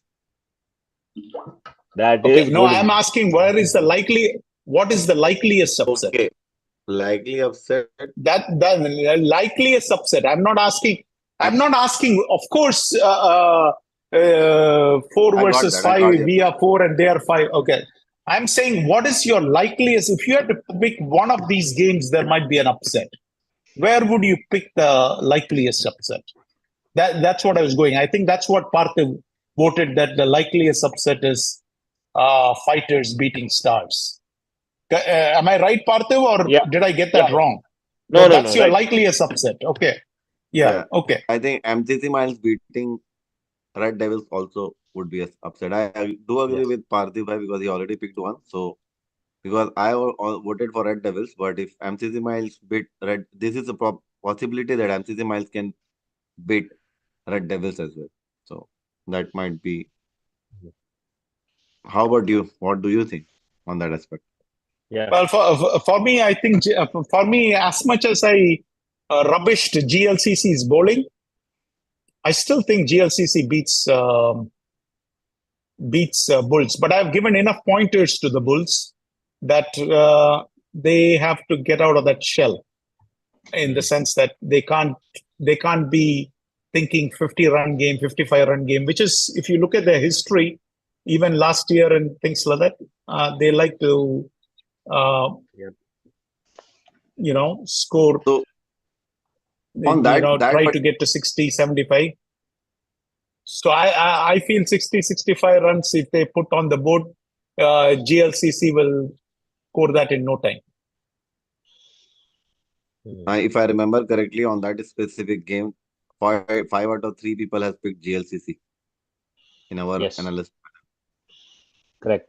I know. So in other We are words, we are already all we are already thinking that giving the edge. there is a yeah. In other words, that's where we think the likely upset is going to happen Mm, because it's a 3 versus a 6. Bulls is number 3 and GLCC is number 6. And correct. if GLCC beats Bulls, that's an upset right there. So 3 versus a 6. So we think that an upset, if it happens, it could be happening. Same thing, Miles versus Red Devils. That's a 3 versus 6. And there again, I have picked Miles. Mm. So Again, you're I feel that Miles on there, I feel that those 2 games are upset alert written all over it. I mean, that's just my thinking. I could be wrong. Yep. I I mean, mean, yeah. all of us have think differently. To be honest, I think yeah, I mean, we are playing this because we need to choose something. But to be honest, in playoffs, I don't think there is any upset. Once you get into playoffs on a day, I think anybody can beat anyone. So I I agree. won't be surprised if there are results which come totally different from what we predicted. So Okay, Yeah, another thought well, that I had. obviously, all the teams which made the playoffs only because they're good. Otherwise, they wouldn't have made the playoffs in the first place. yep, So correct. Mhm. yeah, I agree with what you're saying, but at the same time, Yeah, just based on seeding matchups, when yep. Djokovic loses to somebody, you always call that an upset. So Hmm. uh, this was more like my question was, where do you think a likely upset can happen? Yeah, go ahead, Gababa. All You were right. asking some other question. Yeah, I think another thought that I had, not a question, but my thought that till the last year we had the pre-quarter final, I always felt that the quality of umpire for the pre-quarter final is not that great because we have a lot of teams that because of the Mm. reason two and all these things, right? A lot of teams lower rank, but this time I believe I did not see the umpiring sheet yet, but I believe umpires coming to the pre-quarter final quality would be better than the previous years. That is again my thought. Yeah, I have I not mean, seen the umpiring list though, how people are nominating it. right. What was your opinion on umpiring this year in Division 1? I can't talk about Division 2, but in Division 1, in general, what has been your For opinion on for me, I umpiring? think it has been quite a difference because the umpiring quality has been definitely improved. Decision may be here and there because even the professional umpire makes a Hmm. incorrect decision that has to be corrected to the DRS. But at least the umpire that has stood for most of my games, I was confident that I had that confidence that okay, they at least have a certain level of cricket understanding that I would like to one umpire to have.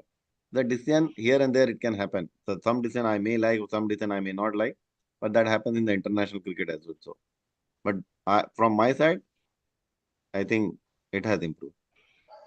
I'm not sure what Satya and That was my Partha. that no that was my opinion too, based on whatever Glad's games I observed. I felt that the umpiring standard in Division 1, I can't talk about Division 2. In Division 1 was definitely better than what it was in the past. In the past, you had Hmm. some unknown team come to Empire and they are fresh to the league and may not have Yep. really put in this thing. But I see that our friend Avinash Raghu has said fantastic analysis, guys. So he liked it. Hi, Avi. How are you? Missed you. All right. Maybe it's his way of saying now you guys need to stop. Yeah. Today has been a long show. I All agree. right. All right. It We was did our great. job I though. think yes. I think best of luck to all teams as we go into the playoffs. But yes, we'll continue this. We'll meet next week as well to look at the quarterfinal lineup. I think more analysis to come next week. All right. All right. Thanks, guys. Take All care. right. Take Bye. care, guys.